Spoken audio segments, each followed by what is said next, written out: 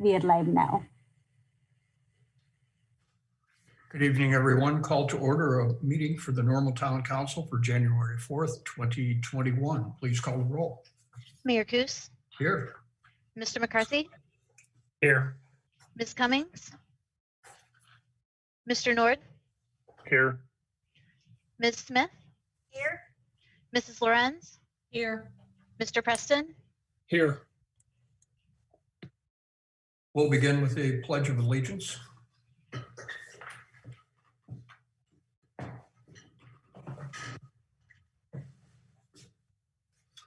I pledge allegiance to the flag of the United States of America and to the republic for which it stands, one nation, under God, indivisible, with liberty and justice for all.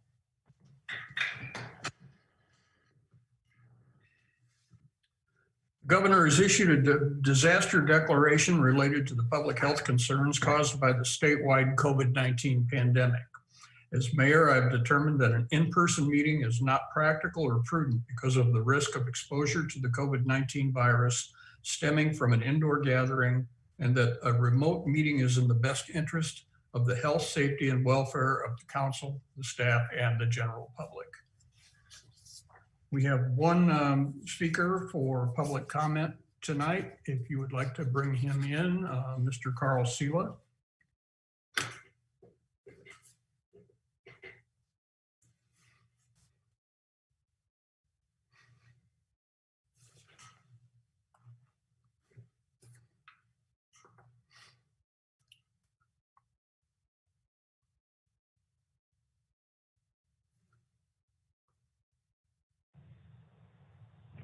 Am I unmuted?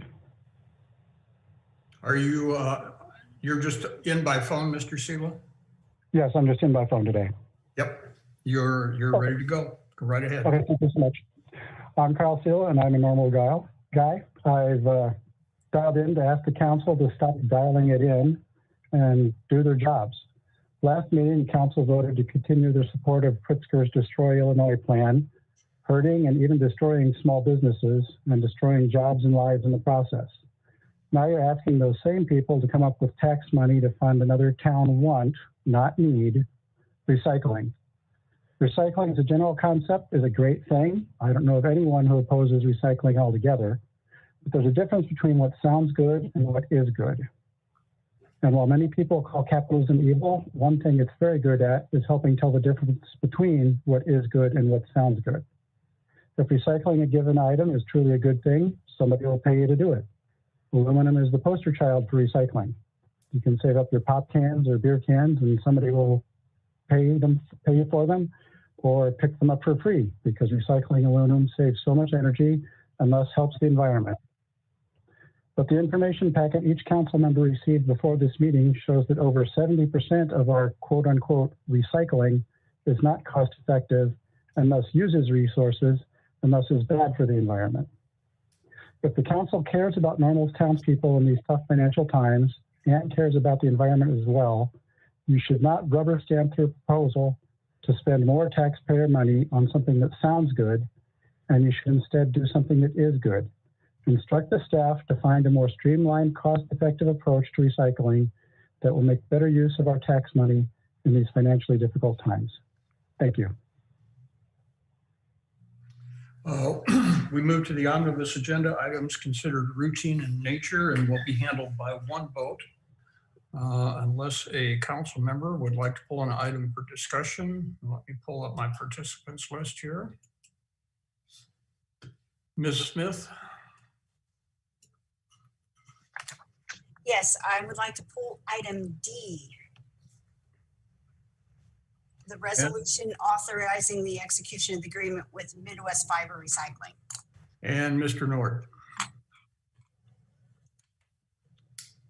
Thank you. I would like to pull item B as in boy and C as in Charles.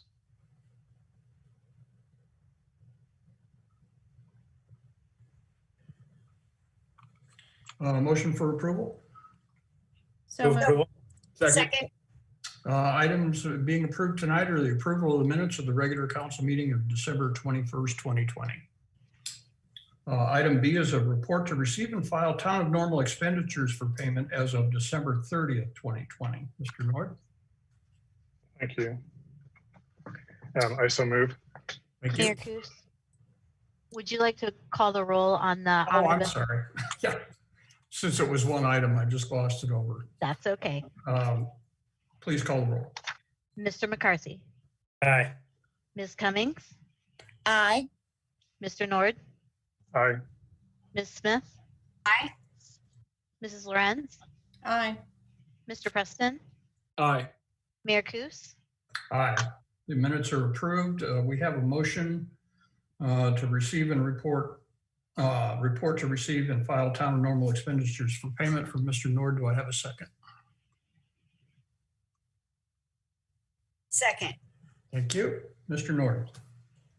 Thank you. My first question has to do with an expense under mayor and council. It's the U.S. Conference of Mayors. I assume this is a membership fee, an annual fee. With the COVID restrictions and associated budget shortages that we have going on, I'd like to know what the return is that we're looking for on the taxpayers' investment for this year, for this expense. Is that an economic return, Mr. Nord, that you're looking for? I'm not clear what you mean by a return on investment. When I hear return on investment, I always think in terms of dollars. Well, it's whatever we're expecting to get out of that. Well, I will So tell if you. it's financial, then financial, but what is it that the taxpayers can look for? A concrete example. The U.S. Conference of Mayors, Mayors is an organization that we have belonged to, 3 mayors for some 35 years.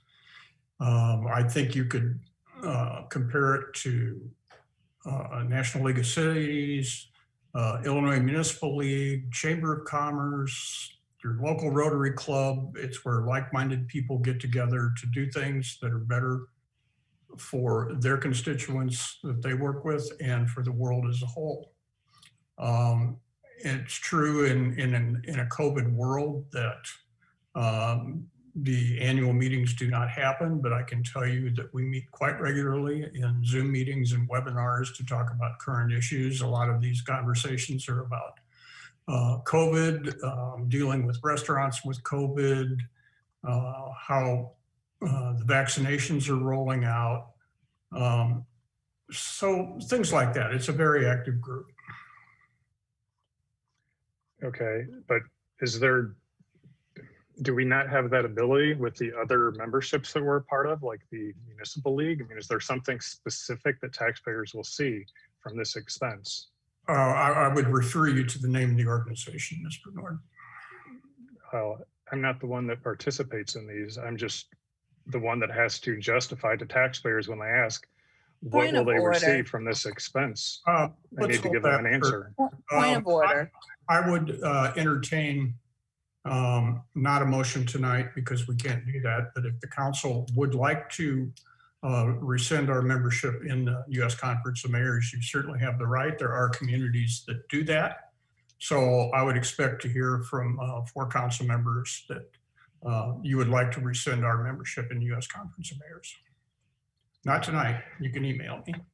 Great. Well, I would like to make a request. Would you then send out some examples of what taxpayers will receive from this so we can make that decision based on data? And then I'll go on to my next one. Go on. I've told you what the organization does. It's not a dollars and cents organization. We work with small communities, large communities. We work closely with the White House and the Senate and the House to get initiatives that are important to municipalities across the United States in the forefront of our federal elected officials. It's an organization that's been in existence since about 1938, has about 350, no, I think it's closer to 500 members from large cities to small cities across the United States. That's the benefit. So, okay. Yeah, but 500 500 members, there's a lot more towns than 500 in the entire US. So, that's why I'm interested to find out what it is we get for that, because we may be getting a great benefit. And there may be many towns that are that are missing out on this huge benefit as well. I understand that, Mr. Nord, as a member of the membership committee for some 15 years, we try to get new cities to join.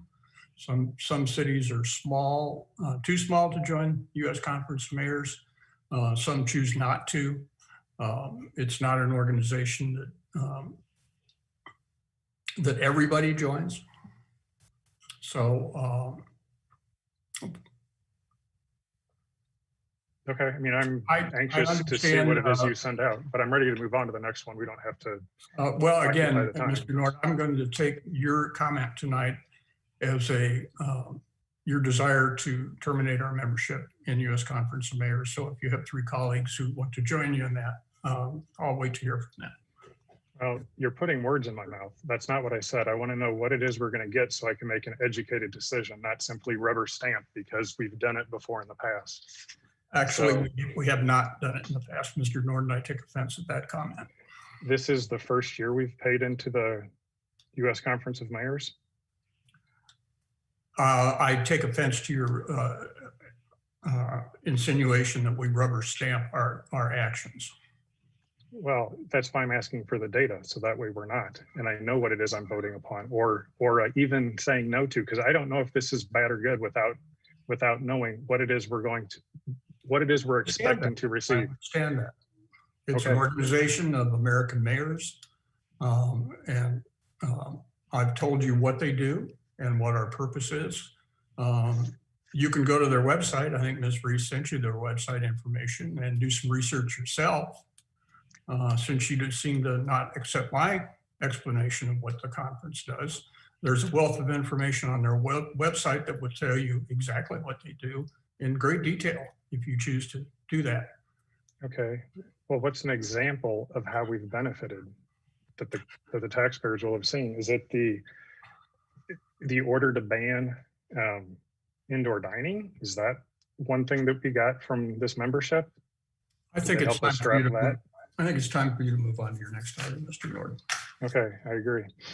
So the next expense is under cultural arts. There's advertising expenses again. I've talked with Ms. Reese or emailed with Ms. Reese about this, and I've spoke about this before in the past, but we're advertising for closed facilities and the public cannot use these facilities. So I just want to renew my concern that advertising for services with no known date when they will be open to the public is being poor stewards of taxpayer resources. I'd like to see the advertising paused and the money allocated to other areas where there are critical expenses, which cannot be paused. During the previous council meeting, well, Ms. Cummings, your point of order. Yes, once again, I think we're starting to get away again from why this is item is on here, a rank and file. If this is an issue of us reassigning what monies are being allocated, that's more policy based, and that is not what this agenda item is for. I would tend to agree with that, and I would add that we had this discussion in the last meeting, and the physical facilities are closed, but the organization is not closed. And if you will refer back to the video from from the meeting 2 weeks ago, you'll see they're quite an active group right now, and they need to get the message out on how they're active and reach to the people that want to be reached. During that previous council meeting, the cultural arts director said she was not responsible for revenues, or that is not her job. It's the council's role. So if we do need a council policy stating that we expect to spend taxpayers' dollars advertising only services that the taxpayers can actually utilize, then please let's add that to a future council conversation so we can vote on it. Point of order, Mr. Mayor. Mr. Nord just mentioned that he wants a policy change. Once again, this is labeled to receive and file. Everything that's been on here was subject to the budget process that Mr. Nord saw a year ago, spent an entire 8-hour day looking at it, had 3 months to review. All of this was part of that. Had the opportunity to do policy. This is not a policy vote. It's part of the omnibus because it's to report, to receive, and file. We changed the name of this to acknowledge that these expenses were already paid, that we had already authorized them, and we're simply putting them into the public record. Mr. Nord would like to have a policy discussion. We've got a budget session coming up in just a few weeks, and he can have all of the policy discussion, but the point of this is to receive and file, not to hash out policy issues. So I'd like us to get back to what this agenda item actually is, which is to enter into the record the bills that were paid so the public has the opportunity to review them for themselves. Did you have another bill question, Mr. Nord? I do. I just want the council to be aware that a year ago, we did not have COVID issues. We've got a major issue that has happened. So we need to be flexible in our budget. Mr. But Nord, the next item, Mr. next Nord, item. Before you start, I have to say, we have all agreed, with the exception of you, that this is not an area to discuss policy. And meeting after meeting that is brought up to your attention, and yet you continue to discuss policy in this area. We talked about this a month or so ago and said, if you have these concerns, bring them up in concerns, that this was not the place to do it. So I'm going to ask you once again, do you understand what the difference between receive and file payments and the difference between a policy discussion is?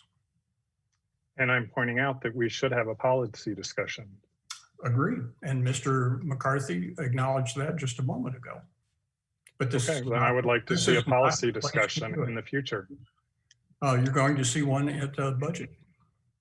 Okay, so my next item is the fire training that was for the University of Illinois. A question for the town manager. In October, well, this fire training, she said, occurred on 9/26. In October, the town spent $9,000 to train cutting holes in a local house prior to that house being demolished. And you said that this was justified, this $9,000 expense was justified because of COVID issues at the Fire Training Institute. I'm wondering, is this the event in which you referred that there was the COVID issue? No, Mr. Nord. The issue that we discussed regarding training the entire department at a home in Normal was much more than just making holes in a house, as you just referenced it. It was actually training 60 some, I believe, fire personnel for 3 days straight in a home. What we talked about at that time, the IFSI program that was going through some COVID issues, was for firefighter training. Firefighter training takes months. When we send someone to the academy, the fire academy, it takes months. They get certified, and then they come back and finish out their probationary period. At that time, the fire academy was having some COVID issues where we were sending our newly hired firefighters to go get trained to become certified firefighters. On a different matter is the expense that you're referencing that's in the packet this evening. And I had shared earlier that it was a one-day training, and it's identified in the explanation as, I believe it's identified as some sort of fire command staff or fire leadership.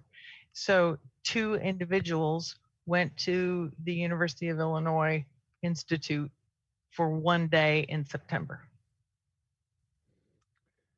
Okay. There's a second house that you've committed $9,500 to be spent for additional training. When is that scheduled to occur? Mr. Nord, we're in receive and file here.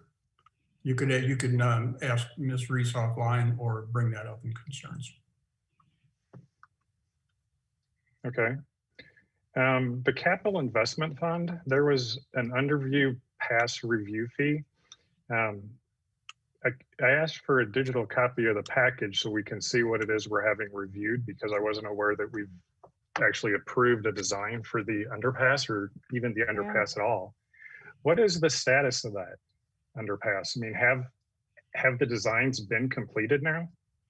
Point of order. We're talking about the status of the underpass during report to receive and file. This is an expense directly related to it. The status overall of the underpass project. Of the plans, are the plans completed? That's what it No. says is underpass review fee. Right. And I'm answering your question. The plans are not complete. They haven't been approved. But the design is complete? No.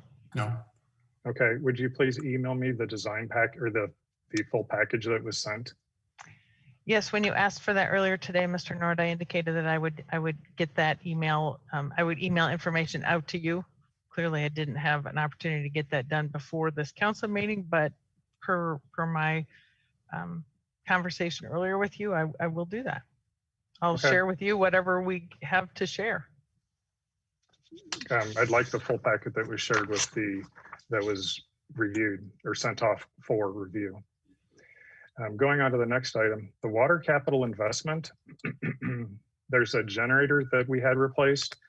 I understand the generator hasn't been disposed of yet, but whenever it does get disposed, would you please let the council know how much we had recovered from the sale of that asset? Sure. All right, thank you, and that's all I had. Further on the bills, Ms. Lorenz? Yeah, on that review packet, Ms. Reese, I'm sure, as you typically do, share that with all council. Will that be the case? If there's something to share, I would give all council an opportunity to see it. Thank you. I That's can't all. tell you what it is or even if there's Right. anything to share. Yeah, So thank you. And Ms. Smith? I just wanted to address the issue about the generator. The council did, in fact, in July, at our July 16th, 2020 meeting, review this item about the generator. And if anyone wishes to check the record, that is when this item was first discussed. Thank you. Please call the roll. Ms. Cummings, Aye. Mr. Nord, Aye. Ms. Smith, Aye.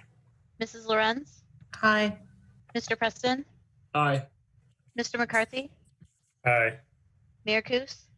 Aye. And I do have to say, Mr. Nord, I'm surprised you voted for the bills when you're so adamant that you were against our membership in the U.S. Conference of Mayors without further details. Item C is a resolution conditionally reapproving the final plat of the Phoenix subdivision at 301 West Carrick Road. Mr. Nord. Thank you. I so move. Second. Mr. Nord. So with this, my question was, have any discounts been given for any development fees for this property? Any discounts or waivers? And then I asked the town manager to send the fee memo. There's a fee memo that is generated for the other council members that may not know, but there's a lot of fees on here that are not applicable, which I'm not quite understanding.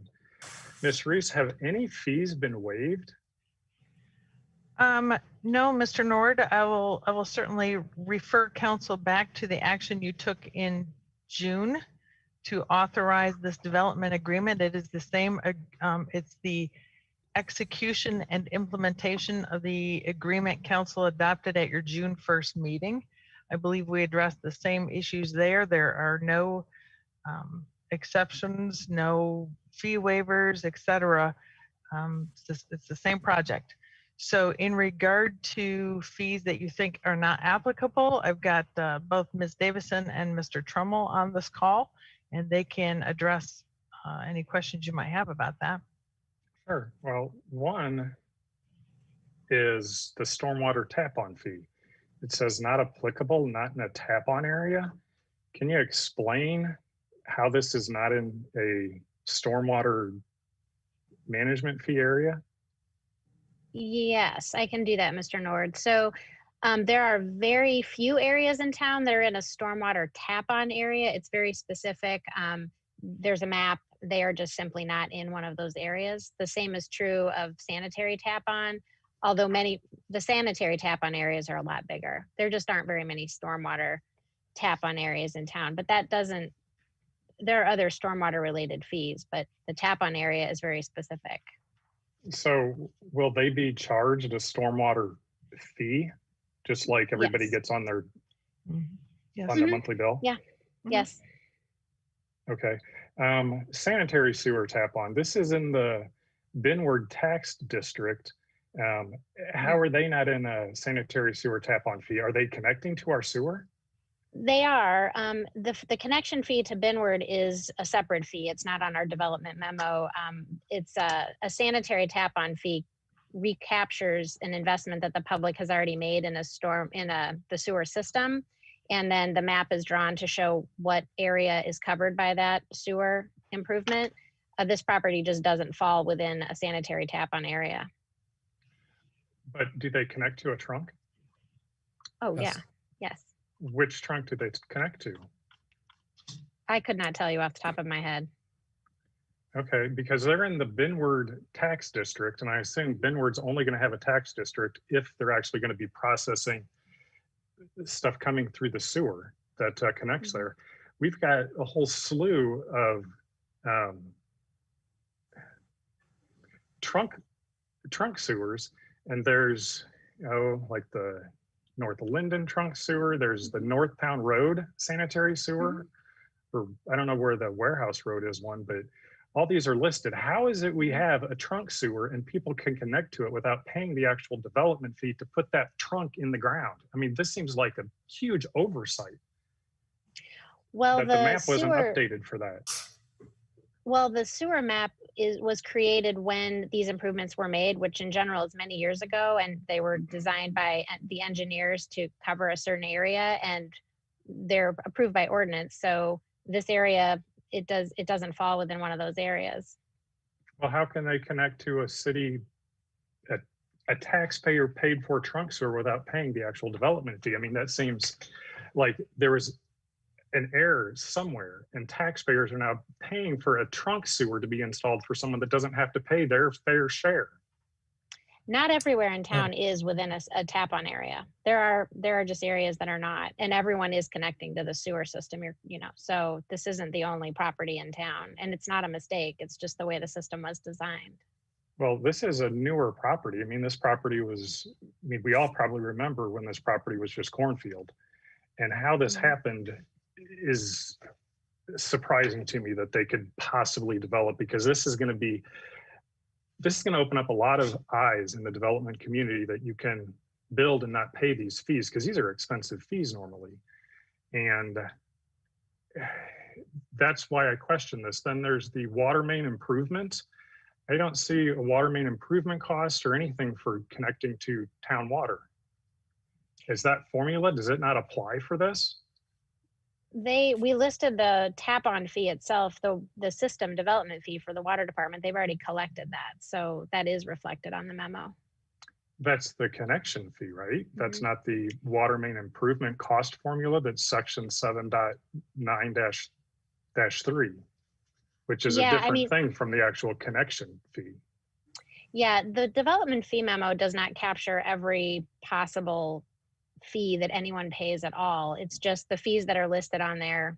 That's what the development fee memo generally covers, unless there's residential, and then we include a parkland and school land fee. So for example, the Benward fee isn't on there. We don't include the cost of a water meter. We don't cost the fee to cut open a street. Yeah. Yeah, I mean, because this is a huge development, and their fee is $14,000.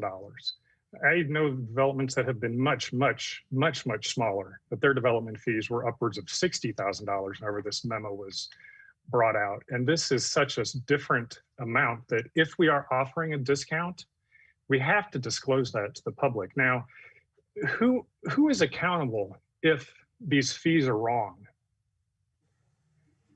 Well, Mr. Nord, you have asked that of me regularly and concerned about whether or not our fees are accurate.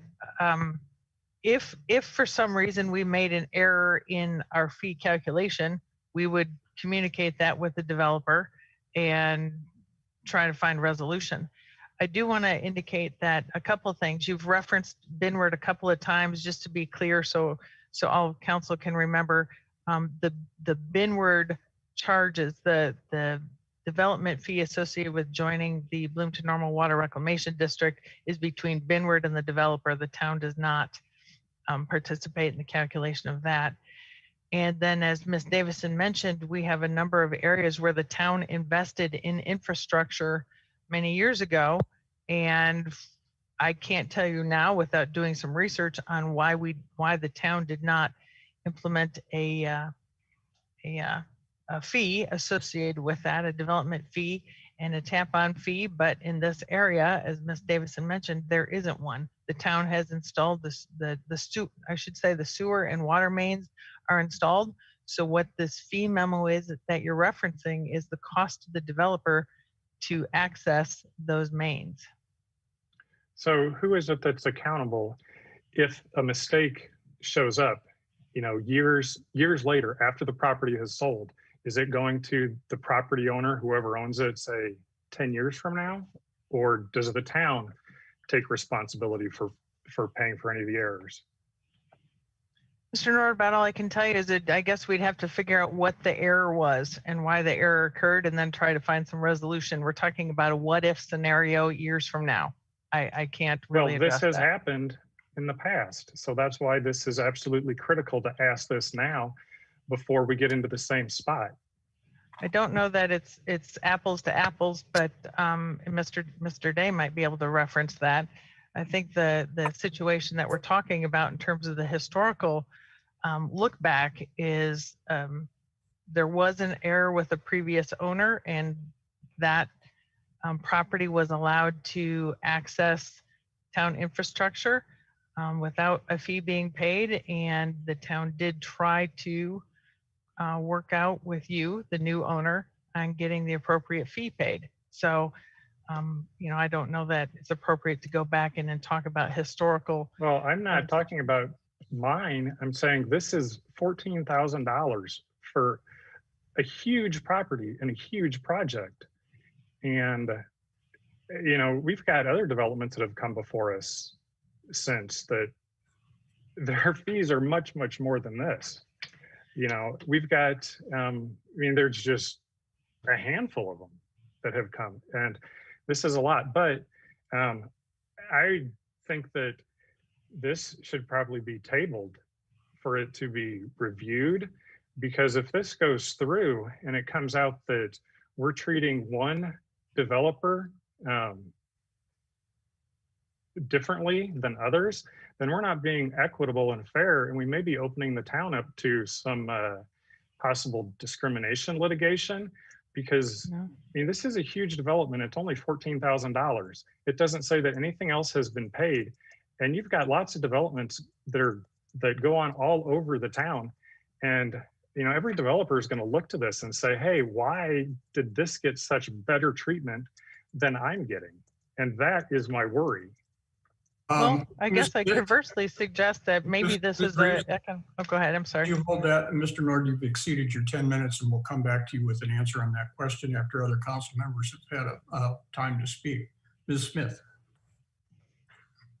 I just want to make the point that when it comes to dealing with cases of this nature that have very specific circumstances, and every development has specific circumstances, as a council person who is tasked with the oversight of the town and the policy and the direction, I don't feel it is really necessary to get into an operational debate on specific projects and to challenge the honesty and integrity of staff when they carry out the functions that we and prior council members have put into place.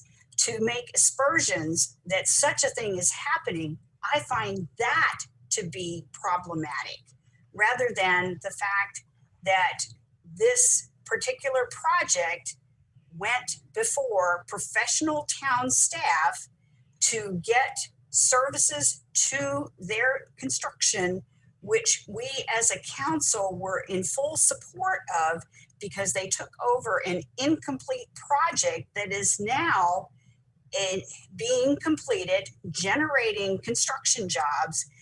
That is not something that I find is problematic for the town staff to pursue the function of making that development happen. And I have no concern that there has been some issue where this is being treated differently than anyone else that comes to the staff to have business done. And if there are specific instances where that has occurred, then say it and name it. But to continue to make aspersions, I find problematic. Thank you. Ms. Lorenz. Along those same lines, if there are concerns about the honesty and integrity of paid staff, then I would question whether we need to take that matter to an executive session. Thank you. Mr. McCarthy. Thank you, Mayor. I agree with Ms. Smith's comments, and just want to add and extend that accusations without evidence are just statements. If there is questioning of the reputation, or as Ms. Lorenz questioned, we have a process for that. Please present that information. I've never seen anything to indicate that staff is anything other than professional. Mr. Tremmel, I've worked with both Mr. Tremmel and Ms. Davison for almost 9 years now, and to find their work highly professional and very thorough and very complete, sometimes much more thorough in their answers than I was anticipating, and got a lot more detail, but we've got a very professional staff that's reviewed this. That's what this whole process is for them to review it and present it to us. And so I'm very supportive, and on a completely different tact on this project. I think we're losing sight of the success that this is. So what we have here is a success story of economic development. We've got a project that's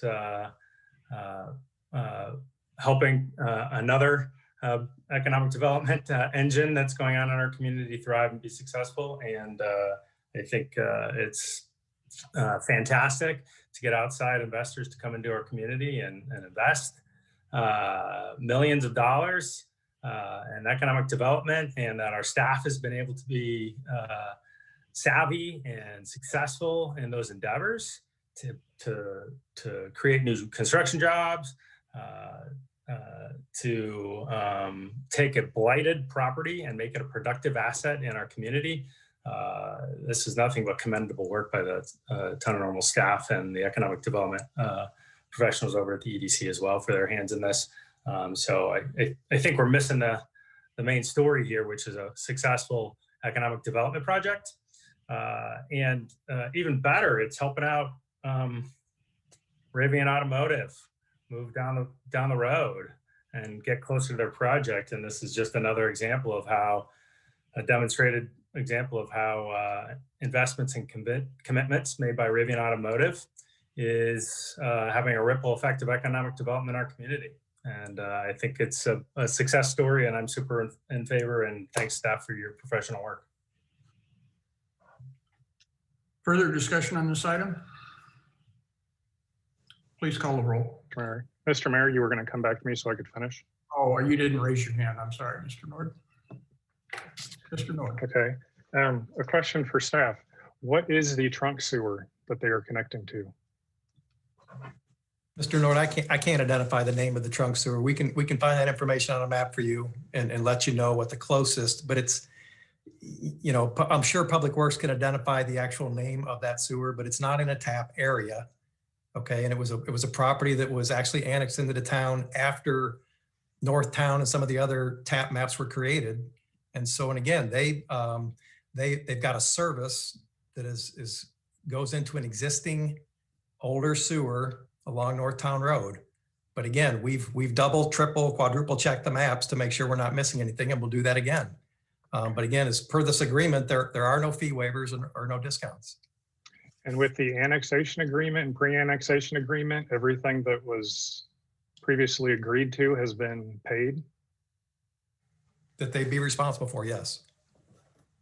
Okay, then I would like to call out that we need to get on the schedule to update all of these maps, because if we've got areas this large that are able to connect for this little amount of money, then this is a bad oversight. We need to get those updated ASAP.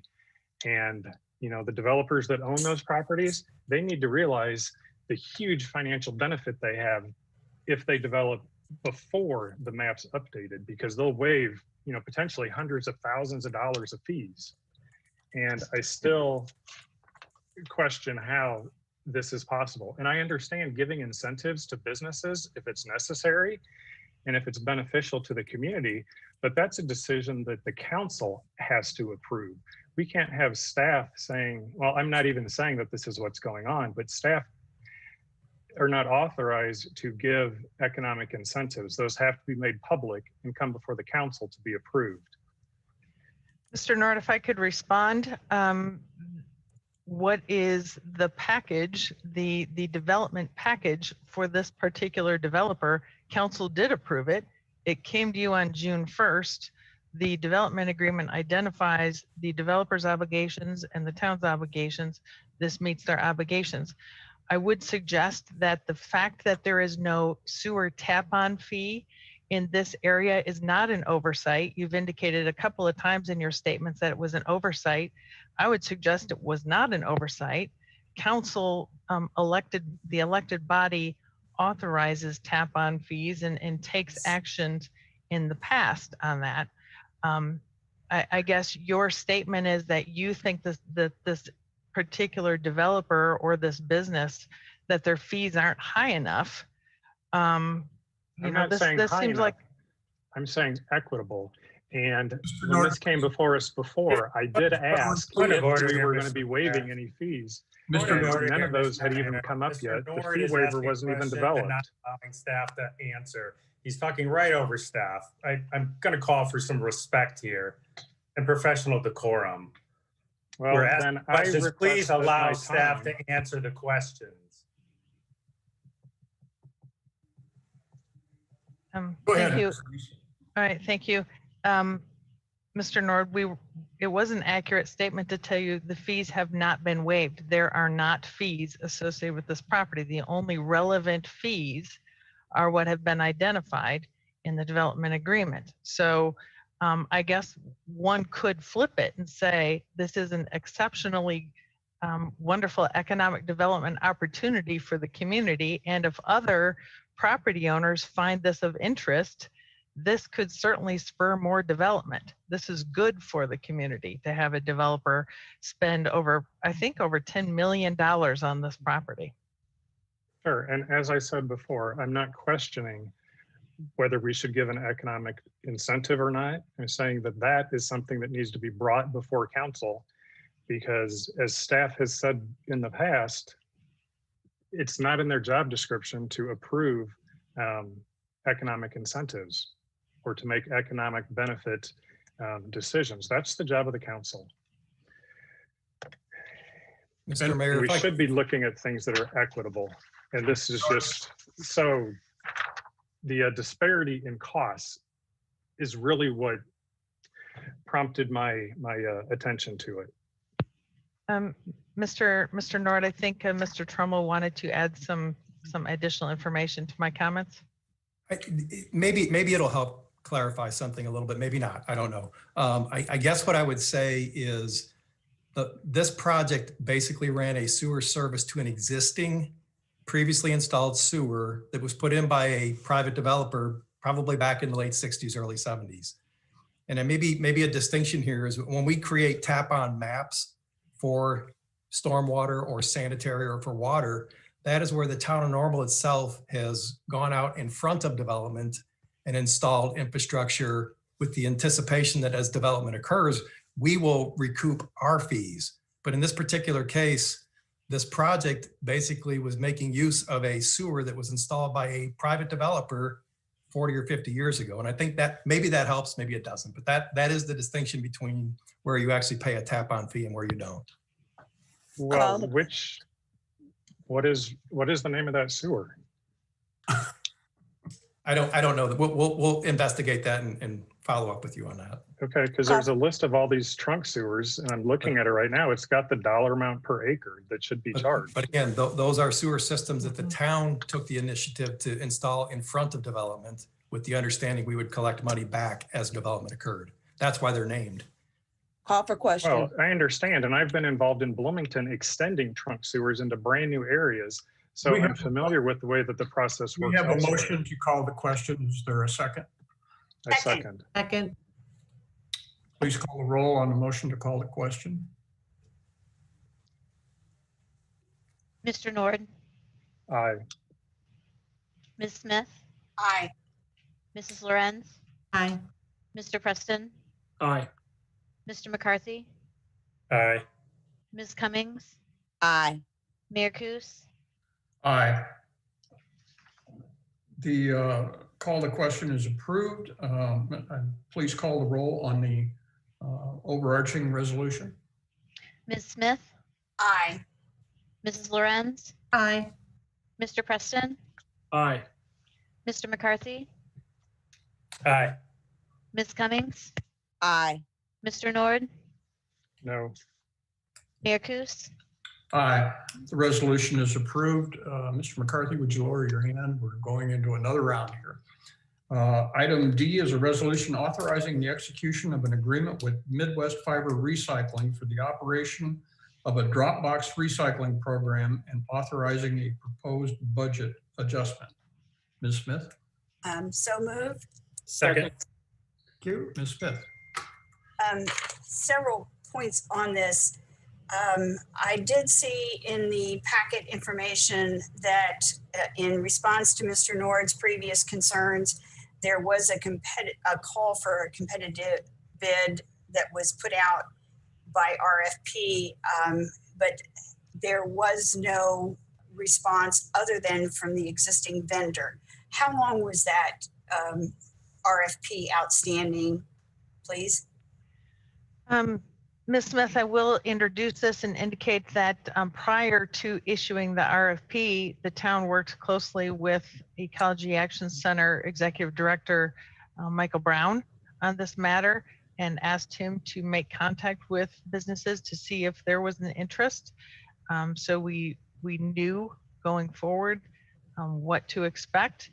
I will ask, I've asked both Mr. Aldrich and Mr. Brown, and then of course we have on the line Mr. Schumacher from Midwest Fiber as well. So Mr. Aldrich, you want to introduce the answer to her question? Sure, yeah, we did some preliminary calls, or Mr. Brown did make some preliminary calls with some vendors that we work with here that could potentially be interested in this type of work, primarily waste haulers and others that have the equipment and capability to do this type of work. So I think Mr. Brown made a few calls and got some interest from some of these vendors, you know, to look at the RFP that we put out, the request for proposals. So it was December 3rd that we issued the proposals, the request for proposals, and then on the 18th, that's when the proposals were due. So about 2 weeks, we had the proposals out there. When we issued the request for proposals, we typically do this. We'll send an advertisement to folks that we think are capable to do the work. So all the folks, and I think there were 5 different vendors we're familiar with, we did send an advertisement to them to let them know that the RFP was out there and they could look at it and then ask questions of us. So it was out there and available to these vendors. So in keeping with routine process. The RFP was disseminated. It was broadcast to eligible parties. And yet, despite that, you only had the one vendor respond with a viable proposal to take this. Is that accurate? That is accurate, yes. Did you get any sense from the people that you had communicated with earlier why they might not be interested? I think it may be a little bit far outside of their, typical operations. Some vendors are waste carriers, and so typically their operation is to pick up waste and take it to a landfill. Many of these vendors have current relationships with Midwest Fiber, so I think it's a stretch for them to perform the operations like this is. It's a 7-day-a-week operation. That, kind of an on-demand type of an operation, whereas some of the other work they do, they collect on schedules, that type of thing. So that may have been something that they were concerned with. So, and also the equipment required. Some of these vendors probably have equipment available to do this work, and others may not have.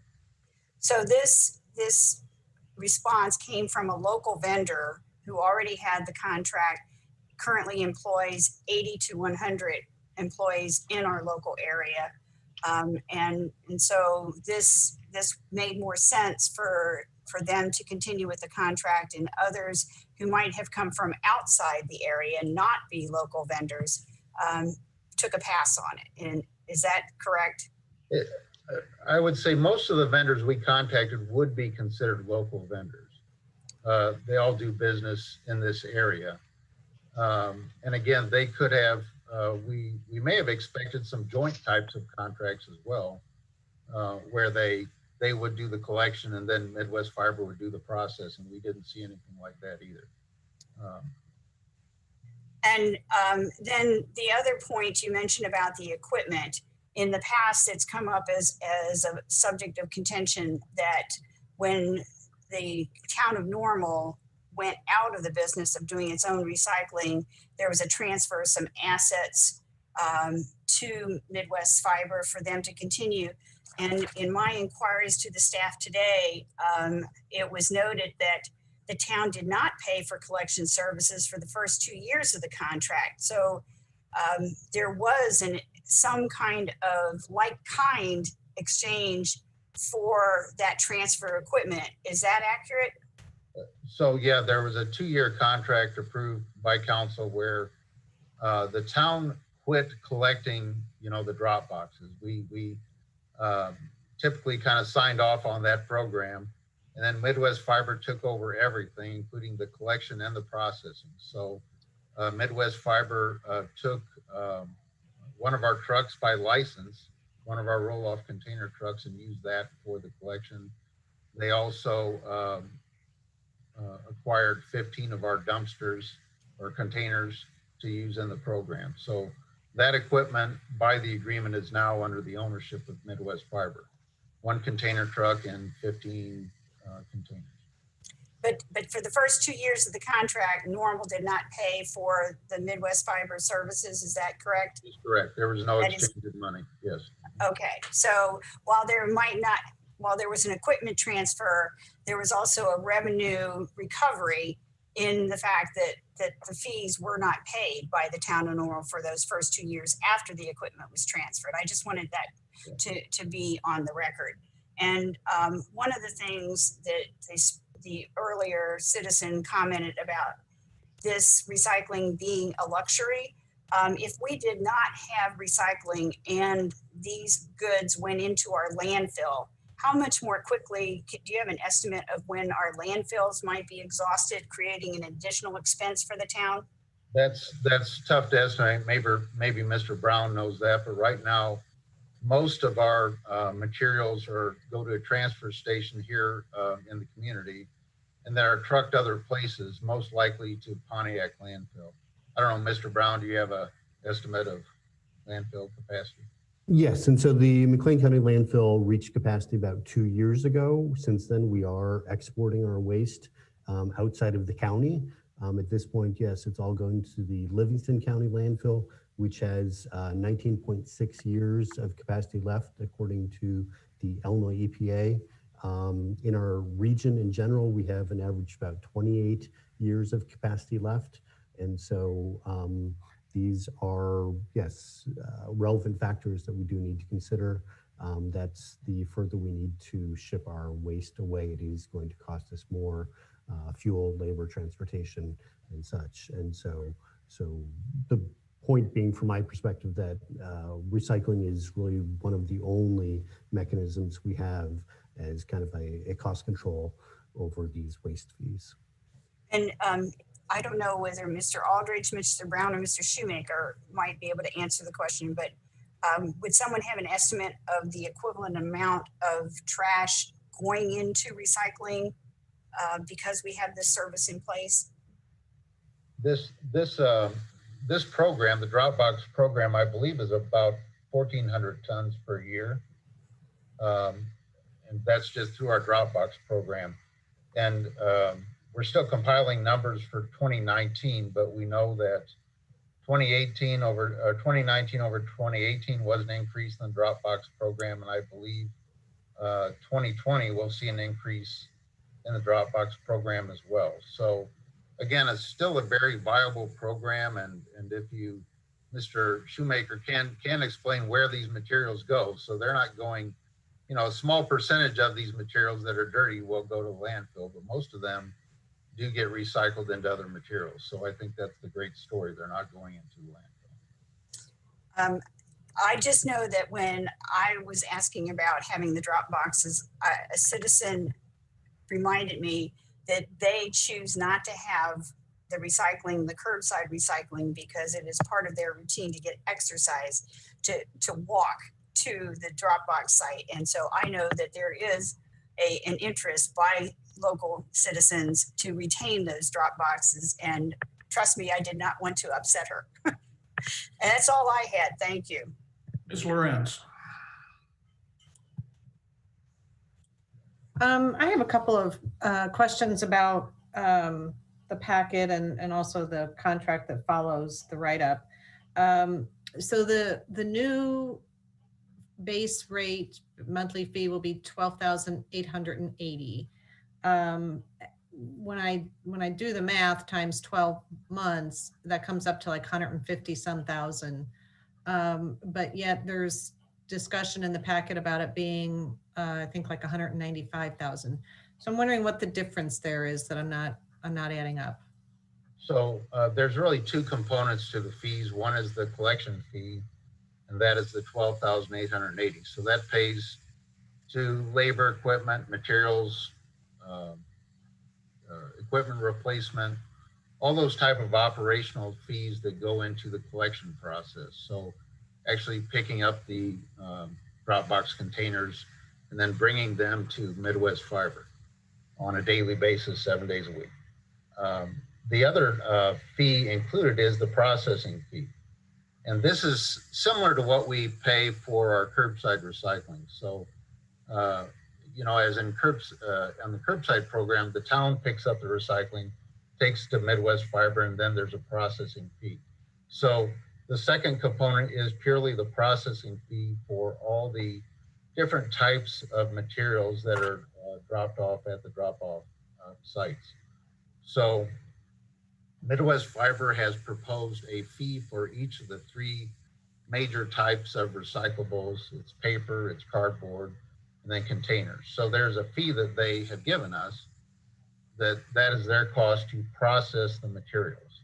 Okay, okay, So, now I understand that. So that's why there's an additional cost, but there's also an offsetting revenue at times when the market rate is good for a particular material, like now it's pretty good for paper and cardboard, there will be a slight rebate applied to those processing fees. And so we'll see that vary from month to month. But right now and over the last several years, you know, the recycling market hasn't been great. And so we've been typically paying, you know, rather than receiving a credit on a monthly basis. So we hope that market turns around and there's signs that it is getting better, and then, you know, we'll pay less and less as far as processing fees. All right. The only other question that I have also has to do with the contract language as well.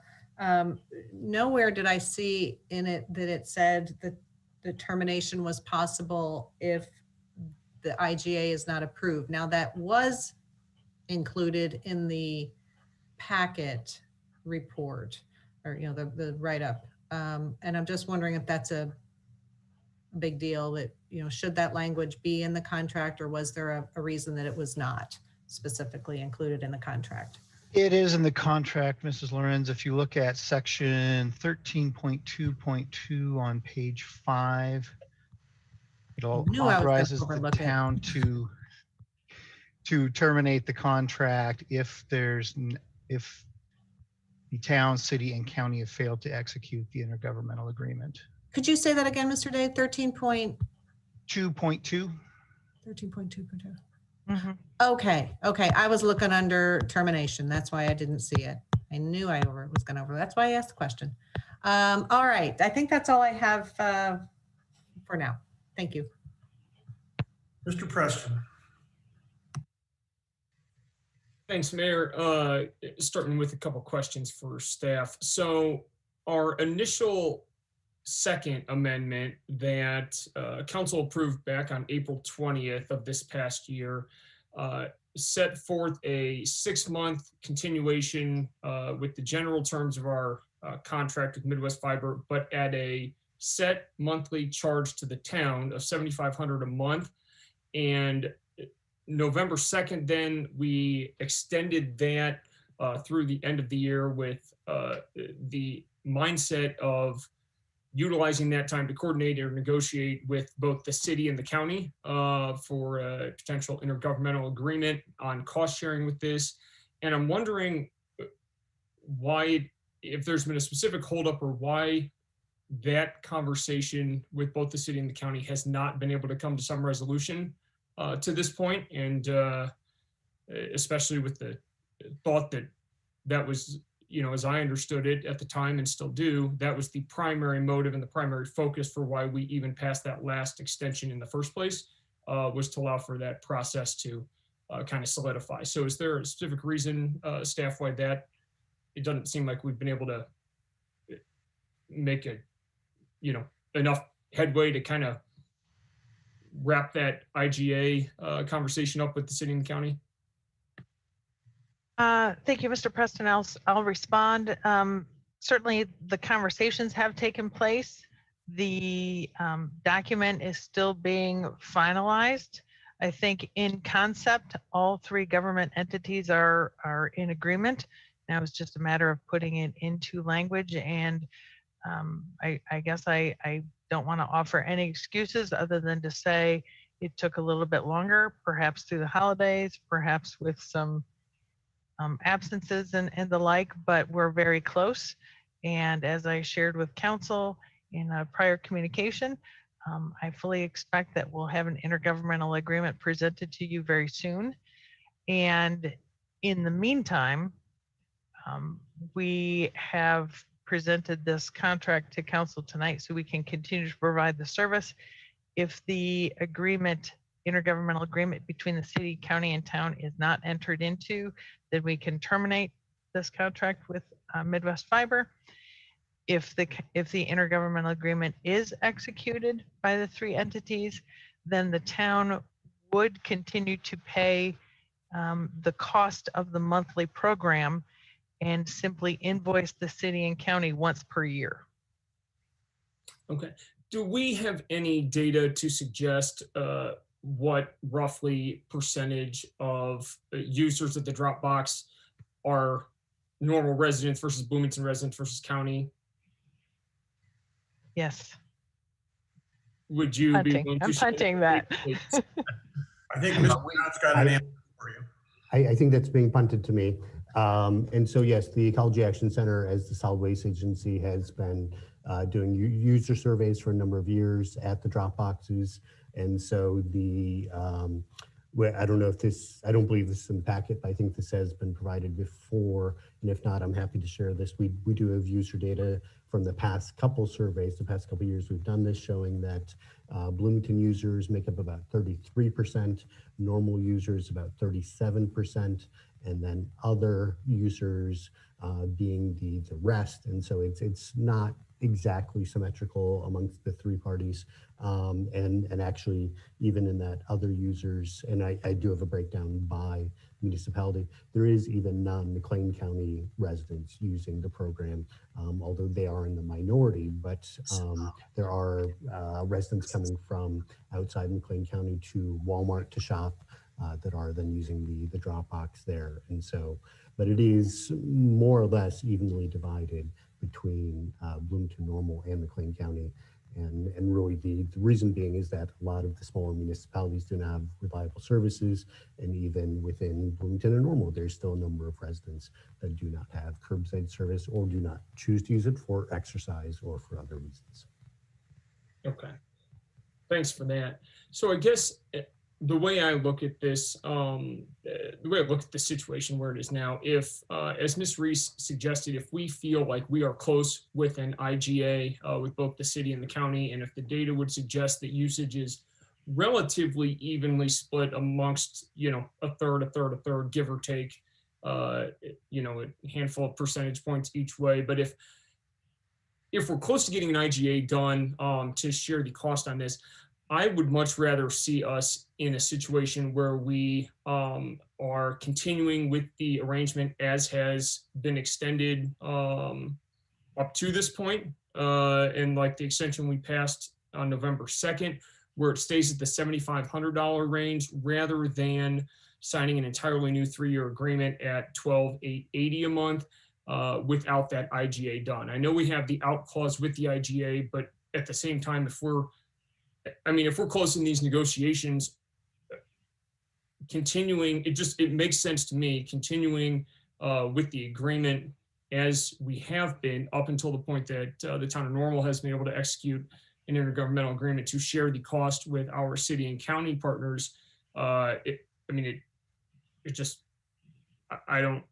can't justify the additional going from 7,500 to 12,880 without having that cost share IGA solidified, especially when we're talking about hopefully a small amount of time between now and then.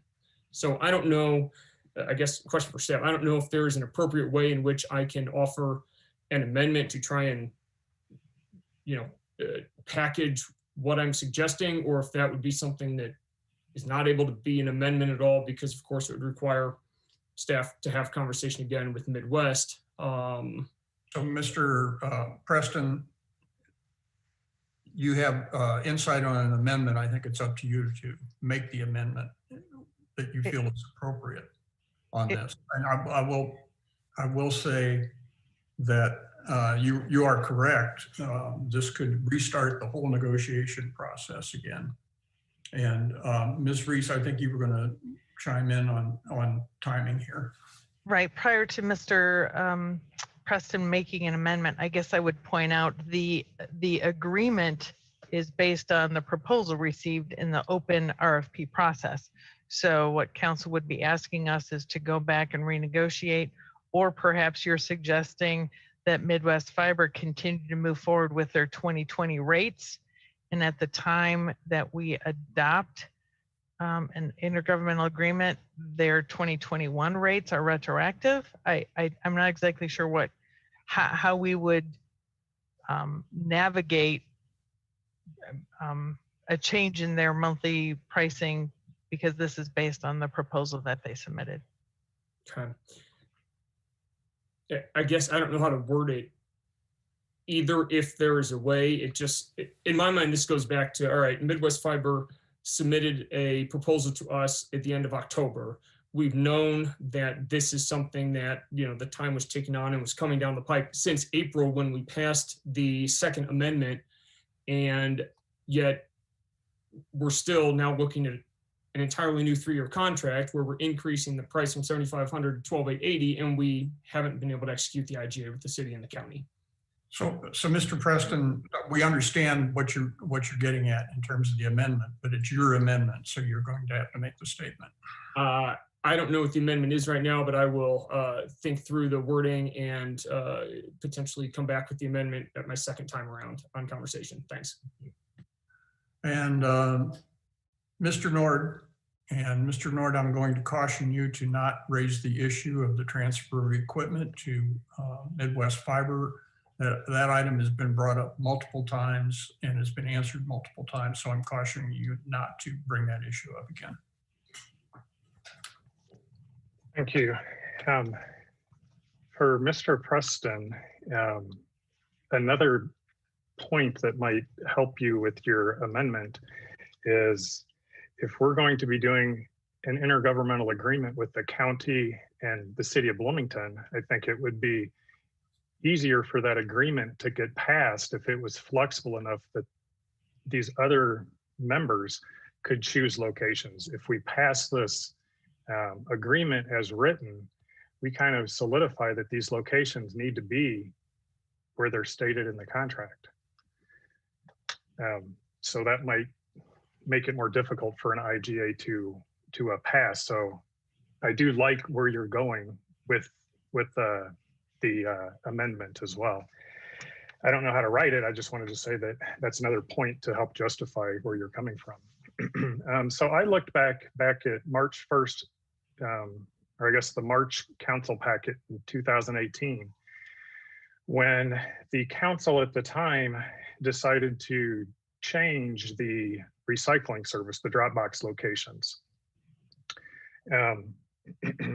The council decided to discontinue the drop box recycling program, I quote, as a part of a larger strategy to balance the budget. Now, it also said that town staff were going to look into longer term recycling options, including the potential to mandate recycling at multifamily properties. And this was then to give residents in Normal the ability to actually recycle. Well, that ordinance passed for apartments to offer recycling. So all of our residents have the ability to recycle. If they have town trash pickup, they can recycle at the curb. If they live in an apartment, it's mandated that they have recycling available there. So that leads me to say that this Dropbox service is not offering something that our constituents don't already have. And looking at the municipal code says, this is section 21.1-2, and this is what we're obligated to follow. It says Normal shall provide refuge collection and disposal services to persons owning or residing in 1 and 2 family dwellings in the town of Normal, which is what we do. And it says the town shall not provide service to any commercial, manufacturing, industrial, or business enterprise, or to persons residing in residential buildings containing more than 2 dwellings, or within a mobile home park, etc. So we're going to be asked to be voting to spend money for people that by municipal code, we're not supposed to be using local taxpayer dollars to offer recycling services. In the write-up for today, it says that businesses use this service as well. Well, we're not supposed to be using taxpayer dollars for that either. In that council packet from way back when, it said that also it says, for 2 years, while the town investigates other ways to provide recycling in the community, at the end of the 2-year period, it will be solely up to Midwest Fiber whether the recycling drop box recycling program in the community continues or not. So this is what the council said way back then. And this was voted on unanimously. Everybody voted for it.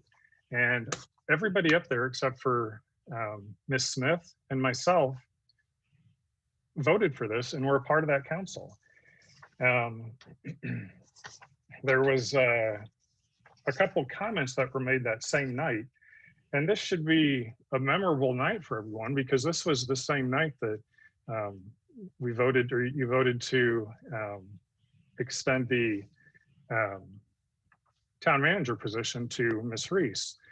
But Ms. Cummings had pointed out, this is just reading verbatim from the minutes, Cummings pointed out some of the reasons for budget cuts this fiscal year and expressed that these adjustments were made with intention, not just for the sake of doing something. Well, with intention means that within 2 years, the town was supposed to be out of the Dropbox service, but yet this has been extended multiple times. Kevin McCarthy, he said, or Councilman McCarthy, it says McCarthy wanted to make clear that revenue streams in the town are flat or decreasing and costs are rising, and that this is principally why we're cutting expenses. Well, nobody forecast COVID would come about. Our revenues are still in jeopardy right now. So by voting to extend this, you know, and I question whether we're actually doing something intentionally, or if it was just lip service saying that we're going to make a change and see the savings in a couple of years, but those savings never actually come to fruition. So I have not been a part of a council decision to change the policy that the council that was before me had set, which was we are going to get out of the Dropbox service. And, you know, all the residents in Normal have the ability to recycle. These other folks, they're already driving to these Dropbox locations. They can still drive to the recycling facility and drop off. One of the other vendors had said that there's another Dropbox location in Bloomington that Area Disposal has that there's no charge for. So there's locations as well. People can still drive to drop off recyclables. The only thing we're doing is saying, you know, instead of driving to these other locations that currently exist, you have to go somewhere else. And the code says we're not supposed to be offering this to businesses. And, you know, quite honestly, the constituents outside of Normal, they need to make a decision if they want to spend money to have Dropbox locations. So I just don't see how we can do this and have our constituents trust that what we say we're going to do, we actually end up doing. Thank you. Mr. Mayor, if I could respond briefly, and I might ask staff to respond as well, but in regard to the Dropbox program, certainly the plan was in 2018 to cut it. We found that there was great interest in using it. We also have data that supports that town residents do use that, as was shared earlier in this conversation. Certainly, if council doesn't believe there's value in the Dropbox program, we can certainly terminate it.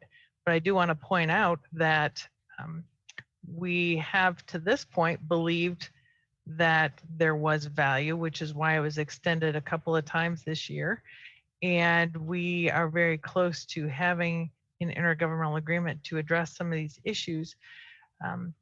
But what we're talking about is a recycling program that's administered by a local business who seems to be doing a very good job in providing that service. And as we shared, a number of folks are using the Dropbox recycling opportunity.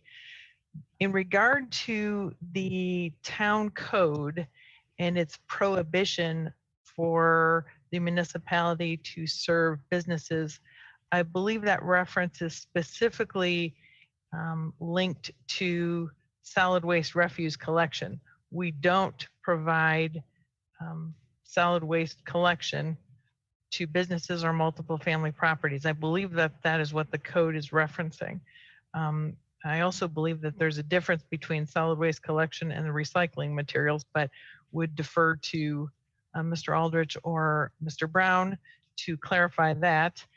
And then the last item that Mr. Nord, you referenced was, or maybe, I'm sorry, Mr. Preston, was the ability to change locations. And so I'll defer to Mr. Day about that, because I think, or Mr. Aldrich, I think there's an opportunity if the three parties worked with Mr. Schumacher, and we decided that different sites might work best. My guess is we can modify the locations, but again, I'll defer to Mr. Aldrich and Mr. Day. So those are the few items that you referenced that I think deserve a little bit further comment from staff. And I would add one item to that, to your comments, Mr. Nord. You did seem to indicate that the town of Normal going forward would be solely responsible for the cost of the Dropbox system, and that's just not accurate if we sign the intergovernmental agreements. Mr. Aldrich? Well, yeah, it is correct that, we provide curbside recycling for residents, single family homes and duplexes with very few exceptions, and that was by agreement. But typically we're a residential service where we provide the pickup to those residents. It was discussed to change two Dropbox locations.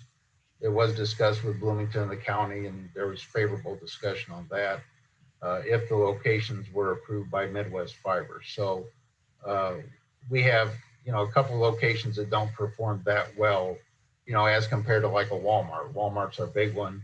And then the other three are have less collections. So there is a potential to get greater collections at locations in Bloomington. And so that is still on the table to change two of the locations to Bloomington or other places in the county with agreement by Midwest Fiber. So that's still open with the other partner agencies.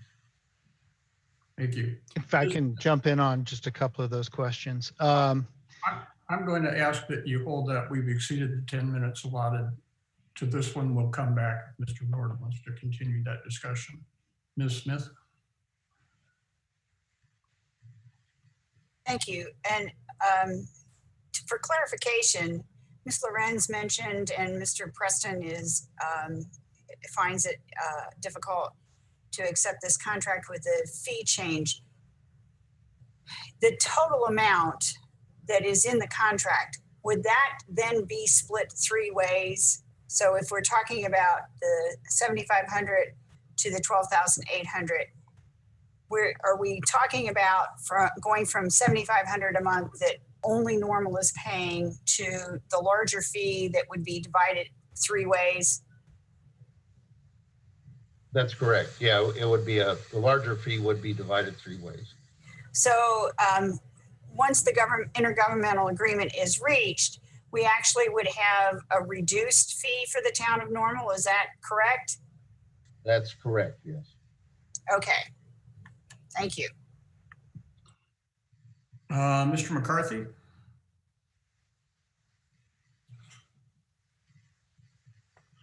Thanks, Mayor. Making sure I lower my hand this time. Yeah, just want to follow up on a couple of things and some observations listening to the discussion so far. I just want to make sure I know what I read, but I want to make sure I heard what I heard tonight, that assuming the IGA does not pan out, we have an out clause on this contract. Did I understand that? Read that accurately? Yes. Okay. Yes, correct. So our financial risk is non-existent because of that out clause. The risk would be any amount we paid between now and when the IGA was agreed to. Great. So I anticipate that we're not going to go 6 months in an IGA discussion. Is that fair to say, Ms. That is absolutely accurate. The faster, the better. Okay. So we've got very minimal financial risk of this gap issue concern, if I'm understanding the gap issue concern. But it seems to me if we have a legal out clause and Mr. Schumacher, Midwest Fiber, is signed on to that contract, then we all are going into this with goodwill and good intention that an IGA is the way we want to execute this agreement, as far as I understand it. I think, again, some historical statements, and I was quoted earlier. I think the important points that we're kind of getting lost in this overarching discussion is that I think Ms. Smith just talked about it is we had a number that the town of Normal was paying by itself. Now there's a bigger number that the town of Normal is splitting with the city of Bloomington and the county. So for those that are paying attention, we're lowering the cost to the town of Normal residents, but still keeping the service. And yes, there is curbside.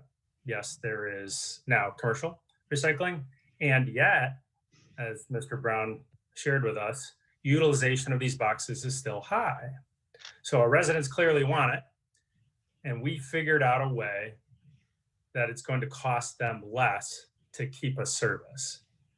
In my book, anytime you can figure out how to deliver the same service and it's going to cost your residents less, we just won. So for me, I'm struggling to see the downside of this.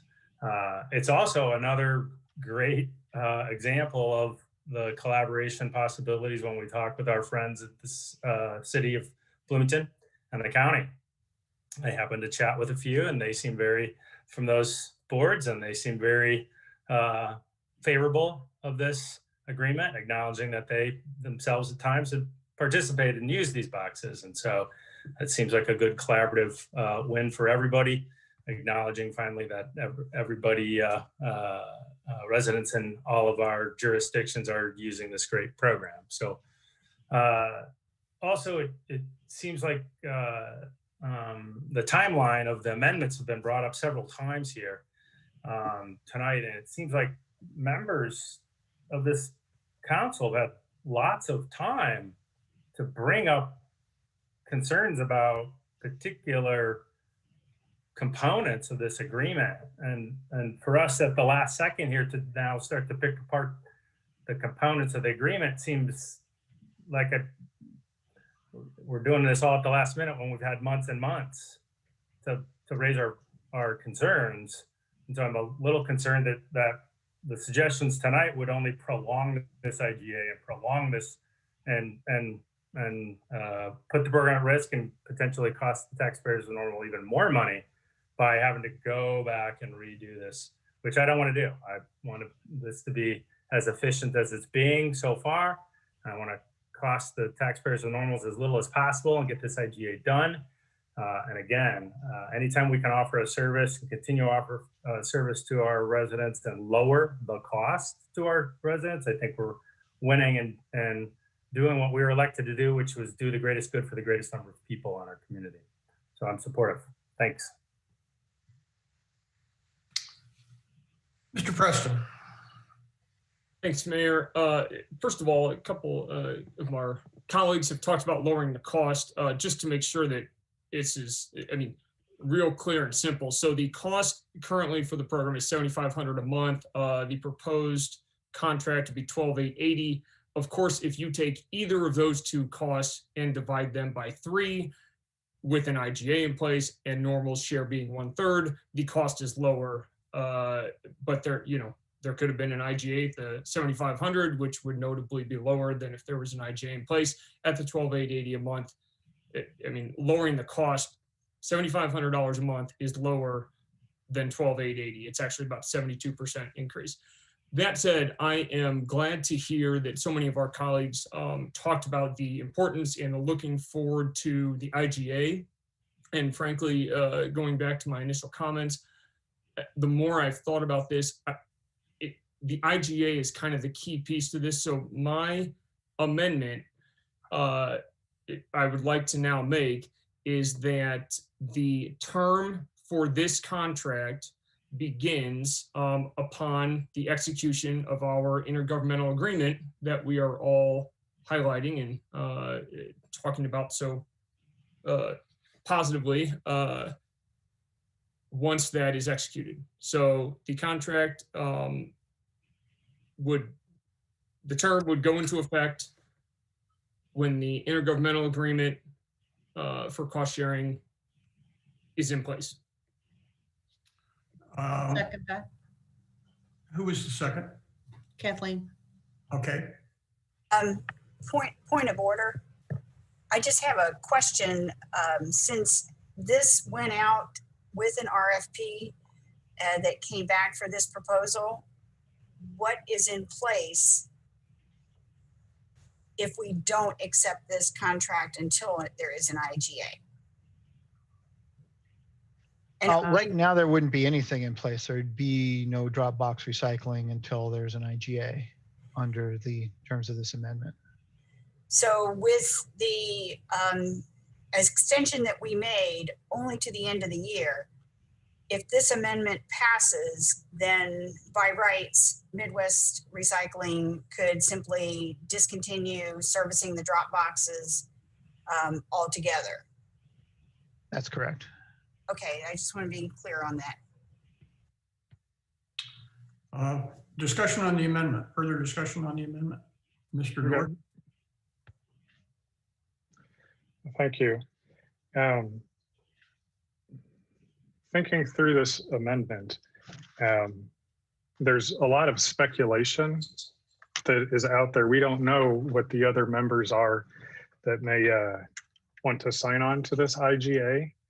So does it make sense just to table this until the IGA can be solidified and then the contract can be written to appease all parties? We're in a discussion on the amendment. We're going to have to get through the amendment. You could probably bring up your motion to table once we have dealt with the issue on the amendment. Well, I'm just asking the rest of my colleagues their thoughts on this. Sure, I understand. Otherwise, we will be agreeing to something without, I mean, that's just very speculative in nature. We're making all kinds of assumptions. Well, I would strongly disagree in terms of this amendment that we're making commitments that we have no idea what we're committing to. That is not an accurate statement. I think Ms. Reese was very clear on the terms of negotiations with the county and the city of Bloomington. Well, if they haven't agreed to it and we've already agreed to this contract and it start at a future date, if they don't agree, then we terminate. If they do agree, then okay, then I guess so they would just terminate. So I hope it's communicated then that if the other partners don't agree to all this language, that it's terminated and then we can start from scratch. Is that, am I understanding that correctly? That if they don't agree to all these terms, this whole agreement can be scrapped and start over? Is that the way that it would play out, Ms. Reese? I'm not following your question. I think if I understand it correctly, I think what you're saying, I think I can respond. If we don't enter into an intergovernmental agreement, we can terminate this particular Midwest Fiber agreement between the town and Midwest Fiber. We're the only entity that's going to have an agreement with Midwest Fiber. So with the proposal that Mr. Preston has out for the amendment, if it passes, then if one of our IGA partners don't sign on to it, is the town obligated to anything if we pass Mr. Preston's amendment as proposed? No. Yeah, I would say no. The town will not be obligated? The town would not be obligated. There also would be no Dropbox services. Well, the town just wouldn't be obligated to this contract. We could start from square one again. Sure. We could start over, but in the meantime, there would be no services because we have no active agreement with Midwest Fiber. Okay. But it is possible in the future, if that were to happen, we could extend the existing agreement and pay them retroactively at whatever the existing rate is. Well, I suppose only if our vendor is interested in that. Sure. Okay.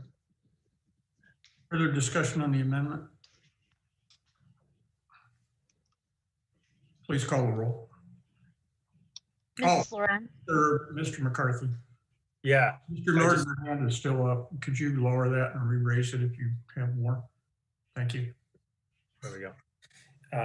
Yeah, by the discussion, just want to reiterate, 2 points. One is interruption in service. So clearly a service that our residents are using and desire won't be in place. And second, this was only going to send us back to the negotiating table and prolong the IGA, which we were all talking about trying to speed it up. So I'm not supportive simply because this is going to slow down the process and then we won't have service. So thanks. Mr. Preston? With the talk of, okay, what happens in the meantime, should this amendment pass and the contract not go into effect with Midwest Fiber until the IGA is established, what happens in the meantime? Aren't we technically operating within that space currently already because our current agreement ended on December 31st and it is now January 3rd or 4th? I would say yes, that's certainly a legal question, but I think this, I think Midwest Fiber's services is predicated on the assumption that the town will enter into an agreement with them. If the town does not enter into an agreement with them, I believe that they would probably cease their services. Mr. Day, is that accurate assumption? That's correct. I think at this point, we've delved pretty tightly into that. Ms. Lorenz, your hand is up. If you have anything more that's not already been said, please state it. Otherwise, I'd like to call a roll on the amendment.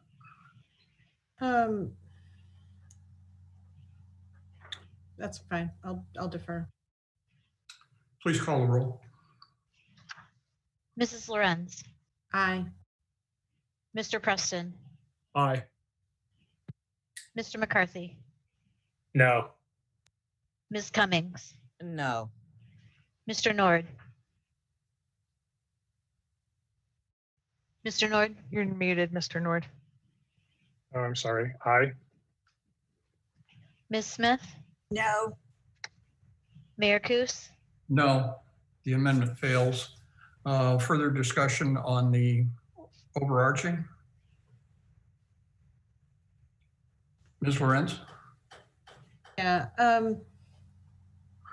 yeah, this is what I was going to say earlier, but I can say it now. We do believe, well, I'll phrase it as a question. Do we believe that this item is due to come up on Bloomington's and the county's January agenda items? And therefore, you know, we should be okay. So we're probably splitting hairs here about the timing. Frankly, I am in favor of having the IGA in place. I don't feel hugely comfortable not having the IGA in place. I'll just put it that way, and leave my question out there perhaps to be answered about what we do expect to be the timing of the other two entities. Mm-hmm. Understood. Ideally, it would have been our preference to bring both items to you this evening, but we still had a few details to work out on the IGA. I know Mr. Day has been working closely with legal counsel from both the city and the county, and I believe we're very close. Mr. Day, I believe we anticipate action yet this month. Is that accurate? Yes, I have not heard anything to the contrary on that.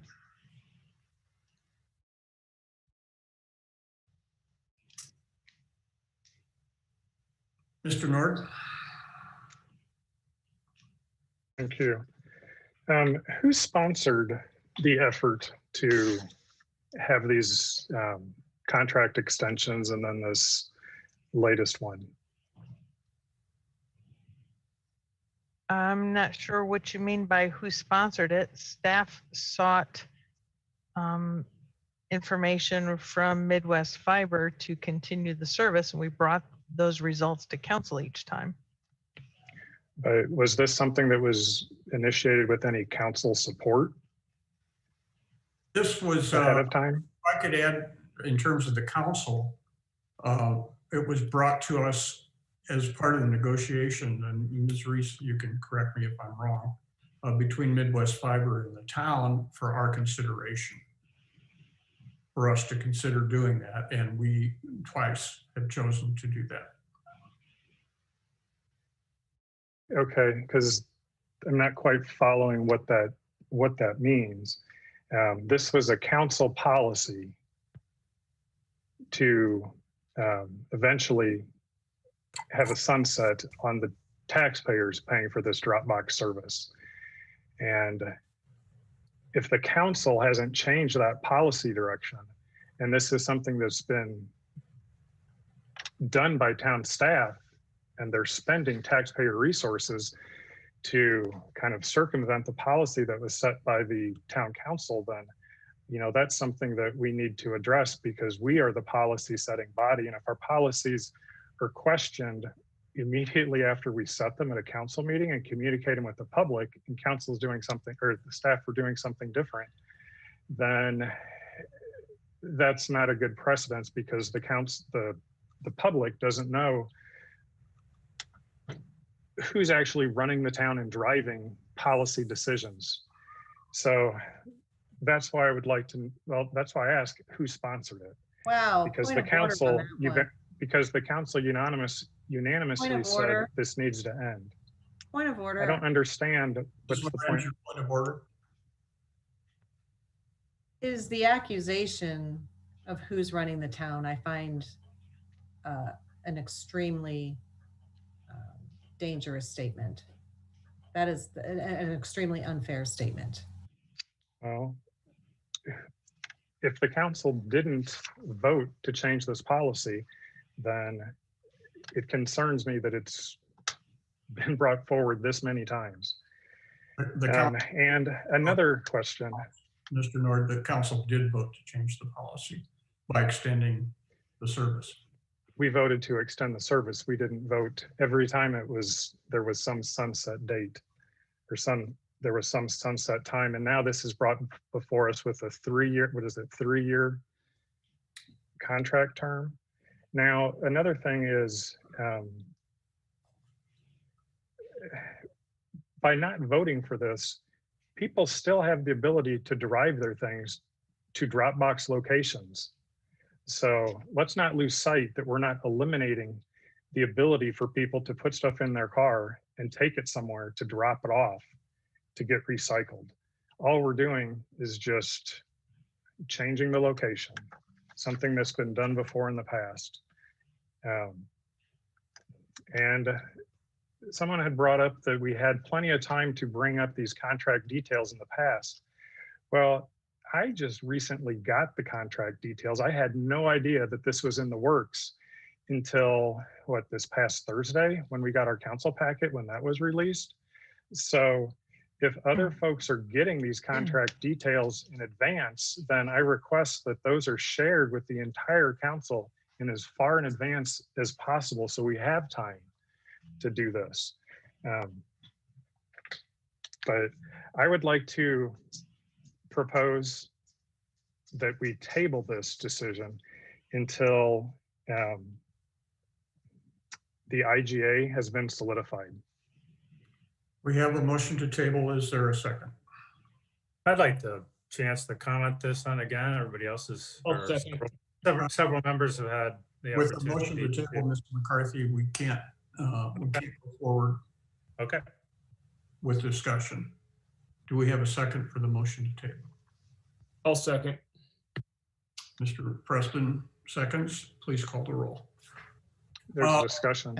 A point of order on that one. I think Mr. Day is going to ask you to amend your motion to table to a time certain. Under Robert's rules, you can table either indefinitely, or to lay on the table, which will, in effect, basically it takes it off the roll. It's going to kill the motion. Or you can table it until the next scheduled meeting, which would be the next meeting in January.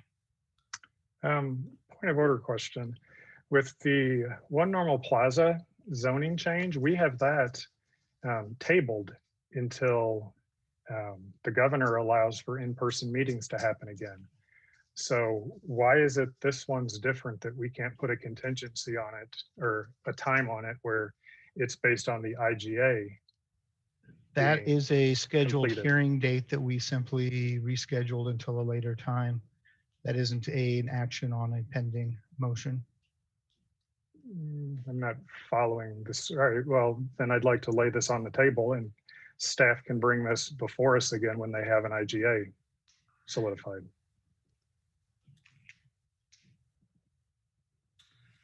Mr. Nord, are you willing to amend your motion to table according to the rules that Mr. Day has laid out to you? Yes. Yes, I believe the motion is to lay on the table. To lay on the table. Is there did we get a second? Mr. Just to make sure I'm understanding that, if I can. McCarthy, can you hold, please? Mr. Preston, do you second the motion as stated? Yeah, that's fine. Thank you. Mr. McCarthy. Just making sure I understand. I'm sorry. Go ahead. Just trying to make sure I understand the motion, that's all. Okay. Are you clear on the motion? No. Motion is a motion to table indefinitely. Thank you. Please call the roll. There's discussion allowed. Yeah. No. There's discussion on this motion, Mr. Mayor. On a motion to table? Yes. When did that change? Oh. No, I believe that's under Robert's rules. We can have discussion on a motion to table. Then we've been doing it wrong for a lot of years. Mr. Nord, go right ahead. Thank you. A motion to table doesn't kill this immediately. Town staff still have the ability to bring this forward whenever they have the appropriate pieces in place. So I don't see this as something that's a game changer. Also, it seems like we're doing things out of order. You know, normally you don't sign the contract for buying a house before you've negotiated all the terms and conditions. And that's what it seems like we're doing, and is why I've asked to table this, just so we can get things put in proper order. Thank you. Mr. Mayor, after council speaks and before there's a vote, I would like to jump in as well, but I'll let council speak first. Ms. Smith. The point was raised that the staff had somehow acted independently of council direction, but I recall that the action to do away with the recycling was originally something that was part of the council's actions to fill a $1 million hole in the budget that was triggered when our city to the south pulled out of a longstanding agreement. And it was a necessity that called for that. It was citizens' response that called for the restoration of the services, not a reneging of a commitment that the council had made to constituents. And I believe that everyone is familiar with the idea that we have to listen to our constituents. And I know that when we were in session and we were discussing this contract previously, and there were citizens sitting in the chamber, that is when someone approached me afterwards when I questioned, do we really need these drop boxes when everybody has curbside? And this individual pointed out to me that while that option was available to her, she made a conscious choice not to pursue that. I live in a neighborhood where there are many one-car garages that don't have sufficient space for 2 cans. And so there are individuals that choose not to drive to a recycling center with their material. As far as this contract, that this is the first official business day of 2021. I think it is reasonable for the business to have the forbearance to say, we can have no suspension of service for this one day if your meeting is that night, in a good faith effort not to interrupt the service. But if we table this agreement in all good conscience after we had an open process to solicit this when our original extension was set to expire December 31st, in anticipation that the agreement would be reached. And we all had access to that calendar. It wasn't a question of information flowing behind the scenes to anyone in secret. It was a situation where if you were on top of the actions before the council and the sunset of that extension, then it would have been a logical conclusion to anticipate that this would go out for bids. We are now faced with accepting the results of that bid, which again would avoid any interruption in service to a service that is taking care of 14 tons of materials, keeping out of a landfill where we've already exhausted ours and having to go out of the county. I see no reason to not have a similar good faith that our partners in Bloomington and the county will not step up to the plate and proceed with this. I take the staff at their word on the status of these. And as far as timing goes, I'd rather not have the citizens go through an interruption of service. And ideally, yes, it would have happened that they'd both come to us at the same time. But I gave up on idealism a long time ago and live in a world where these things happen. Thank you. Mr. McCarthy?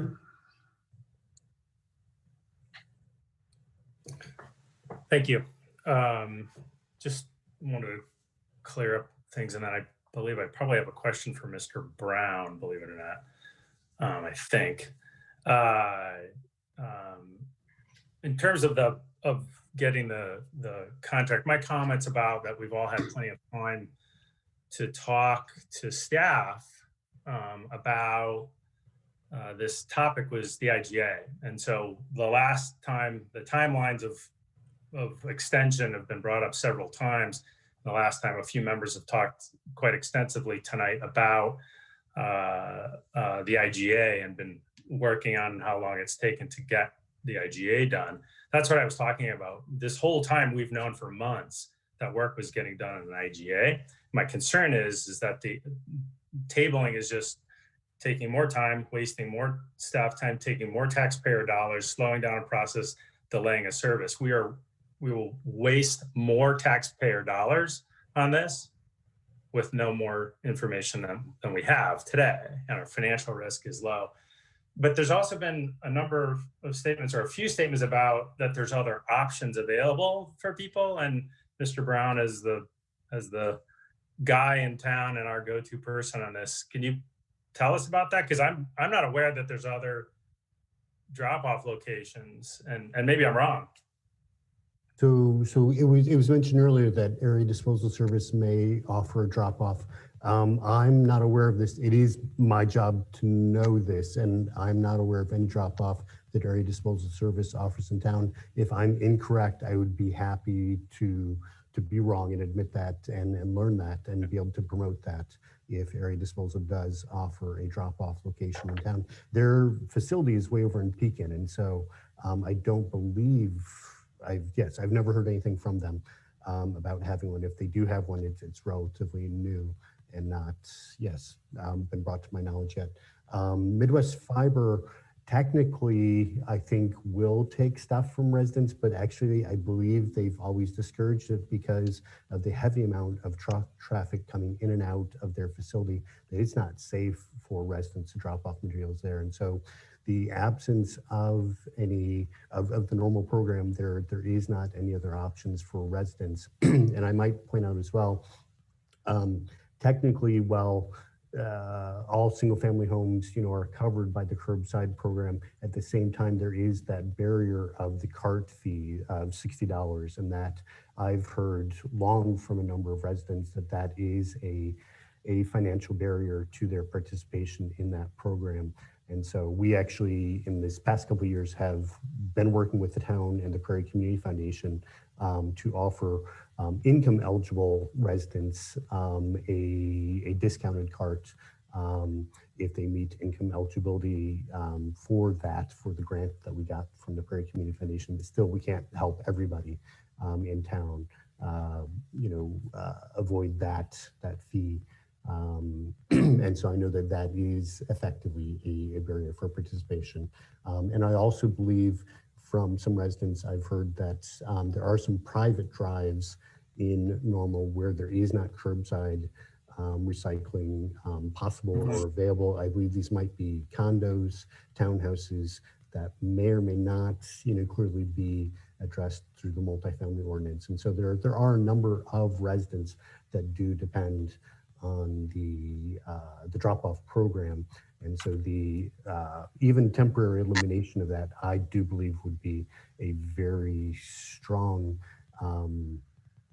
barrier to future participation, essentially breaking the habit, which we as the Solid Waste Agency and actually having brought recycling here in 1971, actually this is our 50th anniversary. So happy birthday to the Ecology Action Center. We've been building these behaviors for 50 years now. So any interruption in services, I think, would definitely be negative towards continuing those behaviors. Thank you, Mr. Brown, and I appreciate that because I legitimately didn't know, and others are talking about it like there's a number of other options around town, and I simply wasn't aware of that. So, and your additional information, so from your perspective, effectively, we would end a service. There would be no viable option for a certain number of residents, period, and then for the percentage of other of our residents that use it, we essentially have no options for their use as well. Okay. Yeah, again, delay costing more money and stopping a service. I don't see the value in gap management here. I'm labeling this for a concern over an IGA gap. And, I understand the concerns of my fellow council persons about that. I think it's an important concern. Ms. Reese assures us that that's not going to go very long. And also, as I understand it, we're paying for it and then collecting back. So I'm assuming if it's contained within a short period of time, we're going to be reimbursed fully by our two other partners on this project anyway, assuming a reasonably quick resolution. Is that a fair assumption, Ms. Reese? Yes. Okay, excellent. Thank you. Ms. Lorenz? Okay, I want to say a couple things and then offer up an idea.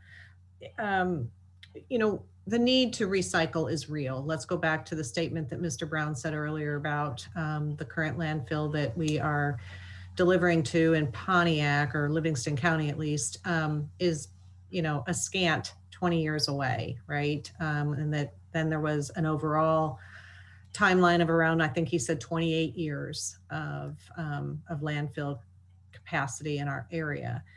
In kind of pulling the lens back, that's not a lot of time. So recycling is important. Continuing those behaviors are important. However, I am concerned that we don't have the IGA inked out tonight as we consider this new agreement. I think it seems like a fair agreement that's been struck between us and Midwest Fiber. I just really would like to see the IGA, and I would maybe suspect or assume that if it is so imminent that our other bodies, county and city, may have the benefit of seeing the IGA by the time they take this onto their agenda. So with that said, I'm wondering if Mr. Nord would entertain an amendment to his motion to table indefinitely, to amend that to be table for 14 days to the next meeting. And that way it gives that time for the IGA to be inked, clean up whatever loose ends there are without totally killing this body of work that has obviously been worked hard on. We're so close to the IGA. This agreement is well thought out in terms of its contract language and so forth. So I would like to offer an amendment to the amendment. I'm not sure we can do that. I think we will take Mr. Nord, you've been offered a chance to change your amendment, and if Mr. Preston agrees, we can do that, but I don't think we can amend an amendment. Okay. Mr. Nord? Yes, I would be happy to make Councilperson Lorenz's recommendation to the amendment and change it. Preston? Yeah, I'd be glad to second that. Okay, so that's Thank done. you. That's all I have. So Ms. Reese, I'm sorry, go ahead. No, I'm sorry. I think that the conversation has been very valuable. I appreciate that. And since Mr. Nord's previous amendment was to lay it on the table, which meant in effect killing this deal, I think the conversation has been very important. So again, thank you for council for clarifying this. I do want to point out a couple things. Ms. Lorenz's request to amend the amendment, she specifically said 14 days. We don't meet in 14 days. That's Martin Luther King Day. So that would have to be changed. We meet in 15 days. I also wanted to point out to council that the agreement on the table, this item on your agenda is a contract solely between the town and Midwest Fiber. The contract does not change in the intergovernmental agreement. But the intergovernmental agreement is, it's an agreement between, it will be, if it's executed, between the city, county, and town in terms of cost share. The contract doesn't change. So I just wanted to point out, Mr. Nord made a comment a few minutes ago about this action is taken out of order and that ordinarily the contract details are worked out before council approves it. And I just want to point out that the contract details are worked out. That's what this item is on your agenda. And this is the proposed contract is based upon a proposal, the sole proposal we received, but a proposal from Midwest Fiber. So those are the only comments I wanted to make.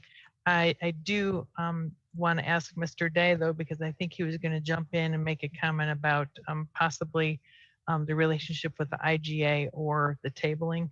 I think I cut him off. Yeah, I think you covered the important point is that we're not going to have an IGA until we have an underlying contract that the city and the county know what they're agreeing to share the costs in. So this is step one before we go to step two. And that's part of what the delay has been in the IGA is this contract going through the RFP process. The second issue we have to look at is assuming that there were some kind of contract change with the IGA, is the council then instructing the staff that we're not going to go through an RFP process again for the changes to the agreement? Because we've gone through the RFP process to come to the terms of the underlying agreement. I'm not entirely sure what council's expectation is then to change a contract to fit some IGA, assuming that those terms would change. And again, as Mrs. Reese had said, they shouldn't change, as that's more of an agreement between those governmental bodies in the town to reimburse us for costs. This is the underlying contract where we're deciding what those costs are going to be. And I would also point out again, if we postpone this until January 14th or until, if we were to have done it indefinitely, we have nothing in place right now for any stopgap for the continuation of the Dropbox program until that time. Unless the vendor out of the goodness of his heart wants to keep providing it, which I'm not going to speak to that. Nor are we tonight. I think we've talked this thing to death. Call a roll on the amendment.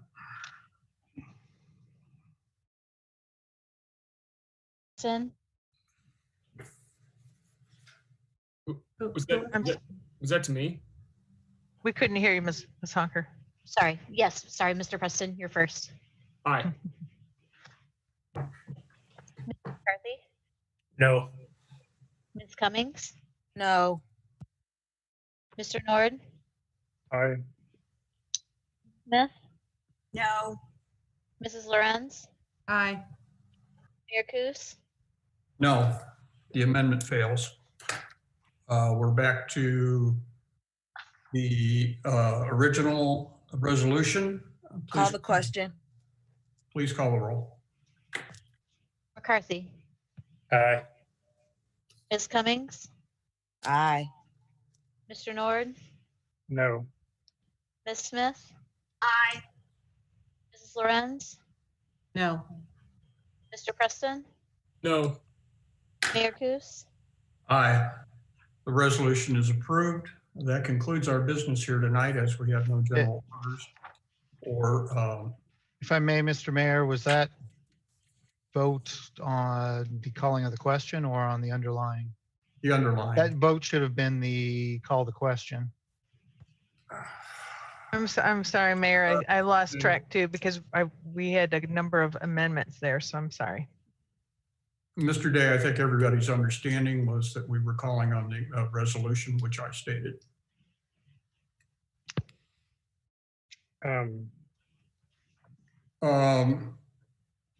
Point of order. Are we obligated to make sure that the minutes show that we had this vote in accordance with Robert's rule? You know, so if it is, then I would recommend that we revote it so it's official. Call the roll on call the question. Okay.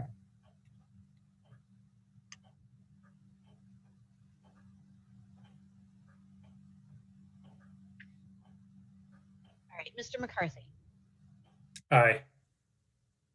Ms. Cummings, Aye. Mr. Nord, No. Ms. Smith, Aye. Mrs. Lorenz, Aye. Mr. Preston, Aye. Mayor Kus. Aye. The motion is approved. Please call the roll on the resolution authorizing the agreement. Ms. Cummings, Aye.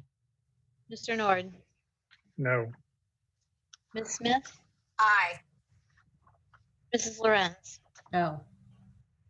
Mr. Preston, No. Mr. McCarthy, Aye. Mayor Kus. Aye. The resolution is approved. As we have no general orders or new business, we'll move to concerns or comments prior to adjournment. Mr. Nord, your hand's been up for quite a while. I'm not sure if you're wanting to speak in concerns or if you had just neglected to take your hand down. No, it's been up a while. I just haven't been asked upon, but I've got a concern I'd like to raise. Go right ahead. Thank you. Make sure my hand's down. I'm not sure if the council is aware that Sangamon County, which is where Springfield's located, Illinois, that they have said that they are going to allow indoor dining because it's based on their particular COVID numbers. They don't feel it's high enough, is what was reported. And again, if you go to the Illinois State Department of Health website and look at the COVID outbreak locations, restaurants are not a high contributor in our area. We have voted to enforce, to be the muscle for the governor's restrictions, not just on indoor dining, but on any of his recommendations, things that are not laws. Now, if you're a liquor license holder, you have to follow. It puts us in a tough spot coming up if the county says that restaurants can open. because we will have an ordinance out there that says they cannot open because the governor says no, but then our county says that they can. And we'll just have to think about how we're going to have to manage that conflict. Another piece was, it's been going back and forth between myself and some other folks on the council and the town manager about a lunch meeting that happened with some town council members and town staff. There were 7 of them, and they were all eating in the same room in one of the town meeting rooms. And we've all been in this room.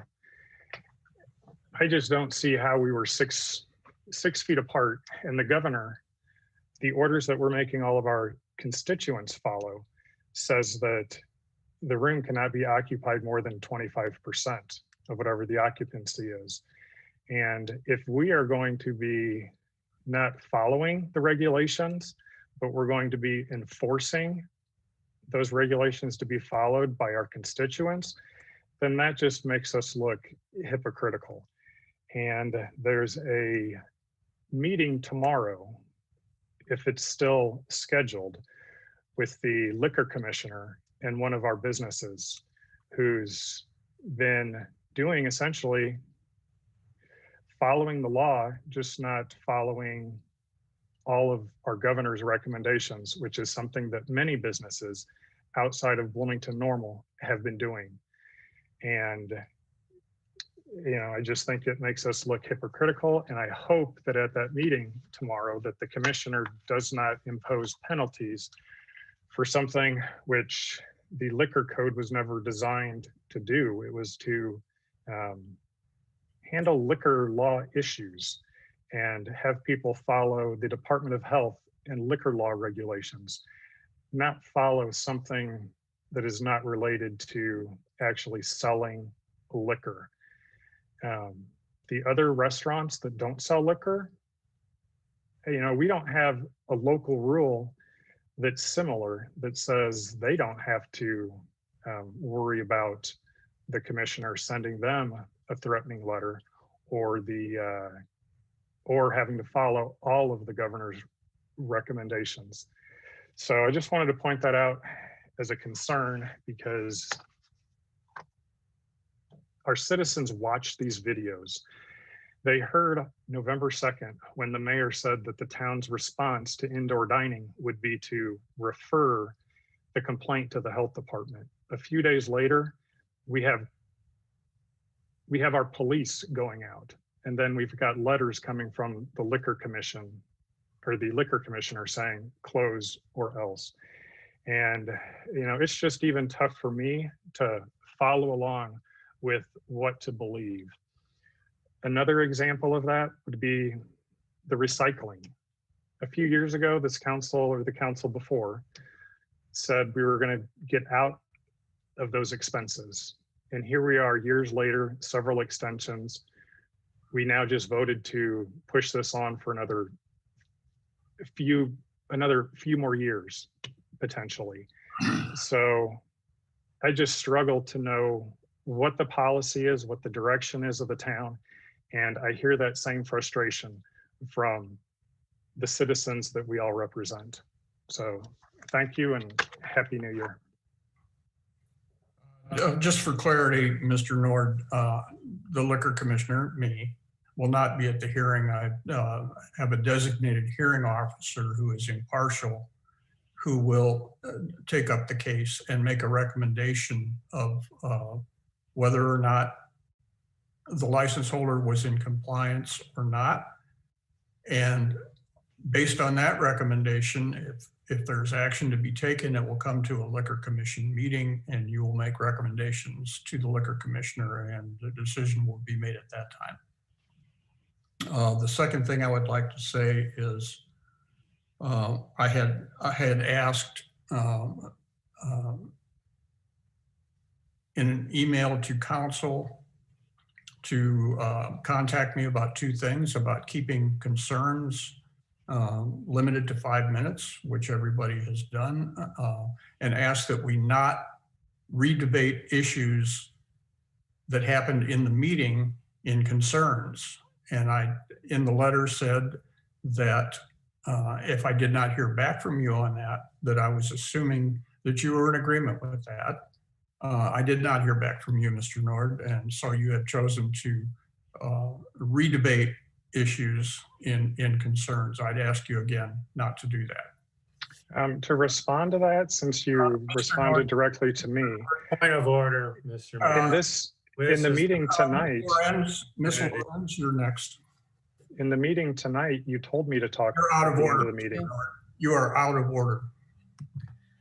All right, thank you very much. I'll keep my concern brief, but it is somewhat related to what's happening here. And that is, earlier I mentioned a comment or called out a comment that was made during discussion that questioned the honesty and integrity of staff, and that I found concerning. And then later on during discussion, I proclaimed point of order, which I'm not sure according to my Robert's rules was exactly the right thing to say, but the rule I guess that I was questioning was out of order was just a basic level of decorum, I suppose, and that the rhetorical question of, who's running this town. I'm really, really concerned about the tone here and will again make a suggestion for us to think about if there are some ongoing issues about staff, about their performance, that we take that to executive session and not continue to have these insert these statements that all but suggest that. So I would strongly encourage us to address them and air them where they should, and that would be in an executive session at some future date. Thank you. Ms. Smith?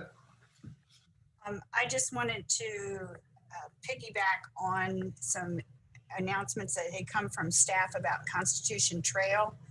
There are a number of trees in certain sections of the trail. I'm sure if you've been driving around town, you've seen down branches. I think a later note from the town was indicating that they were asking people to stay off the trail. This is a safety hazard, and until that ice is gone, I would caution people not to walk on the trail and to be mindful even on sidewalks, because I was shoveling my driveway yesterday and I looked up just as a branch was coming down, and that changed my opinion about whether or not my patio underneath a big maple needed to be cleared to. No, it does not. So please be mindful while it's beautiful out there. It's also a safety hazard. And I think the town did indicate that if you do pull things to the curb, the services will be picking that up. If you think you might have a claim against your homeowner's insurance, my husband works at State Farm, reminded you that you might want to put a call into your agent before you move anything, in case there is a possibility of recouping some of that expense. Other than that, I wish everybody the best and a blessed 2021. Mr. McCarthy? Thank you. I just had the opportunity to talk on WJBC and this morning, and the Liquor Commission action was brought up, and I was asked about that this morning. And just want to reiterate, there was a good bit of a back and forth for a while, that the vast majority of our businesses are following the laws, proclamations duly, however Mr. Day would say that in legalese, that affect laws that are in place. And our businesses are doing a good job here in our community. And that we want to make sure that we're not trying to that we're not intentionally or otherwise or unintentionally trying to pick community health against our businesses, and that both are important. That community health, we're seeing some pretty shocking numbers in COVID cases and COVID deaths right now. And so community health has got to be our priority, and so does our small businesses. They also have to be our priority. And so I'm hopeful now. You've all been hearing me bang on about federal aid package. Well, we've got one now, and I'm hoping that that provides the needed relief that some of our small businesses desperately need to help them get through this surge to the other side of when vaccines and lower numbers can allow them to operate more normally and get back to kind of a full livelihood, if you will. So that's my fondest hope, is that we keep both of those in mind in all of our actions and everything that we do, and that to keep focus on the vast majority of our businesses that are in fact following all these rules, and that we don't lose sight in that. And just want to say Happy New Year to everybody, and to those out there, if you're still struggling without power, hopefully that gets restored soon. We've got a lot of power outage. We here were without power for about 32 hours in our household till this afternoon, and some great neighbors coming by and offering generators and different things to help us out here in our household. Please look out for your neighbors. I know there's still areas in town that don't have power, so please look out for everybody. Thank you.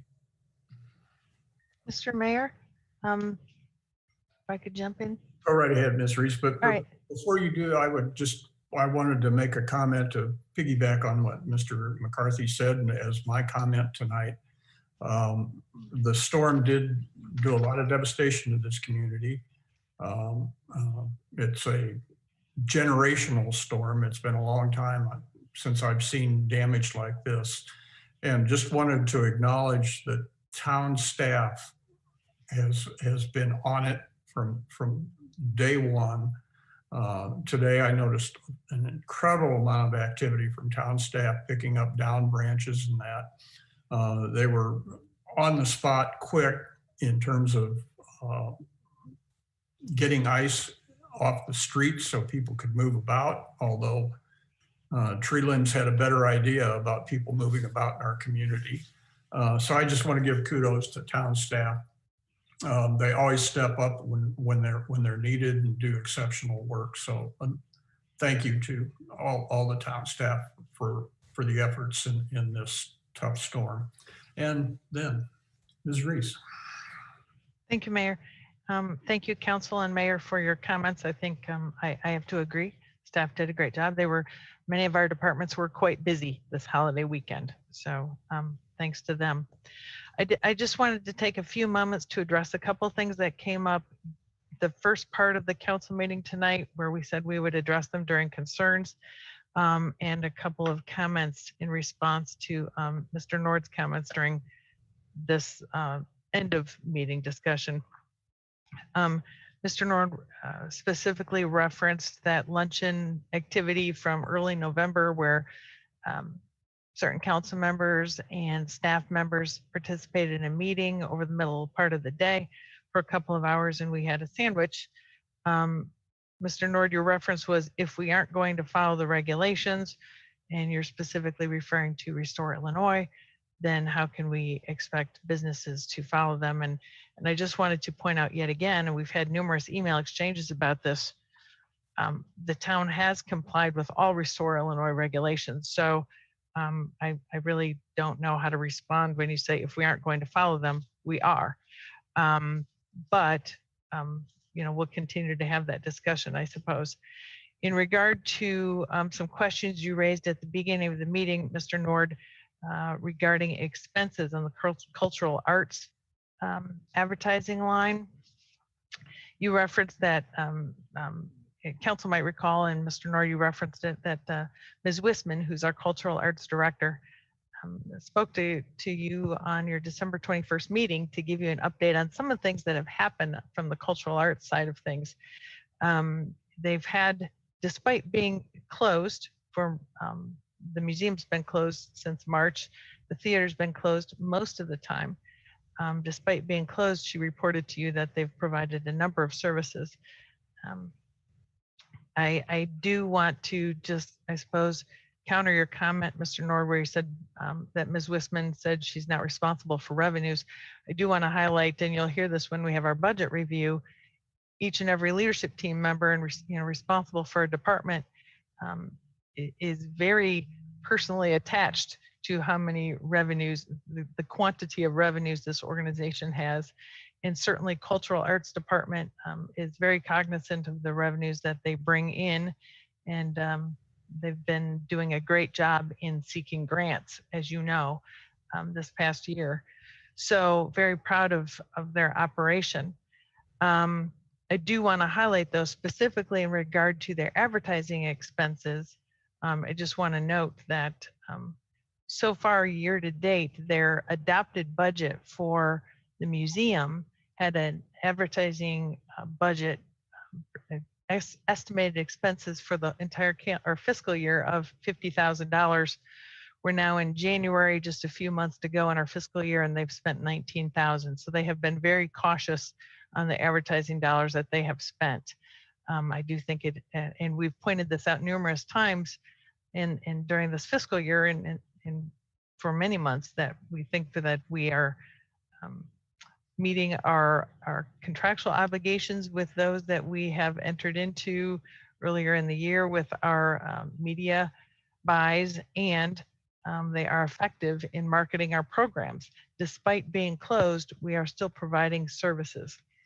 And with that said, I just wanted to share one of the things that Ms. Wisman highlighted when she spoke to you a couple weeks ago was at that time, the upcoming New Year's Eve program. I just want to report to council that that particular event has always been very, very popular. This year, it took a new twist because of not being able to host guests in person.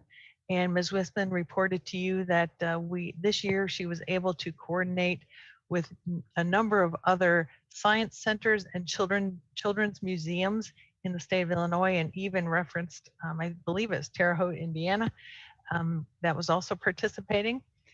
And I want to report that this event that happened last Thursday, New Year's Eve at noon, and it was a little bit of a challenge because the Indiana location was on a different time zone, but they were able to work it out. And our IT department reports that we had 3,507 households participate in New Year's Eve. That was not just in Normal, that was throughout the state, that was people in Indiana. One can probably do the math and assume that at least 2 people per household were participating, potentially more than 2.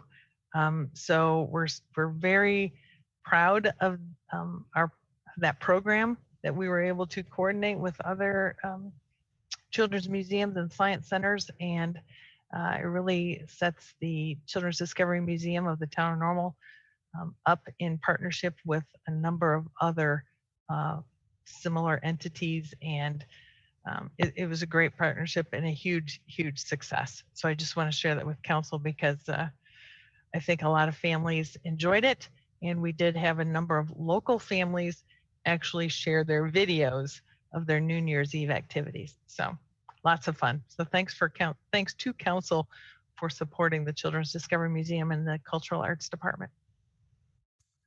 Motion for adjournment. So moved. So moved. Second. Please call the roll. Mr. Nord, Yes. Ms. Smith, Aye. Mrs. Lorenz, Aye. Mr. Preston, Aye. Mr. McCarthy, Aye. Ms. Cummings, Aye. Mayor Coos. Aye, we are adjourned, and Happy New Year, everyone.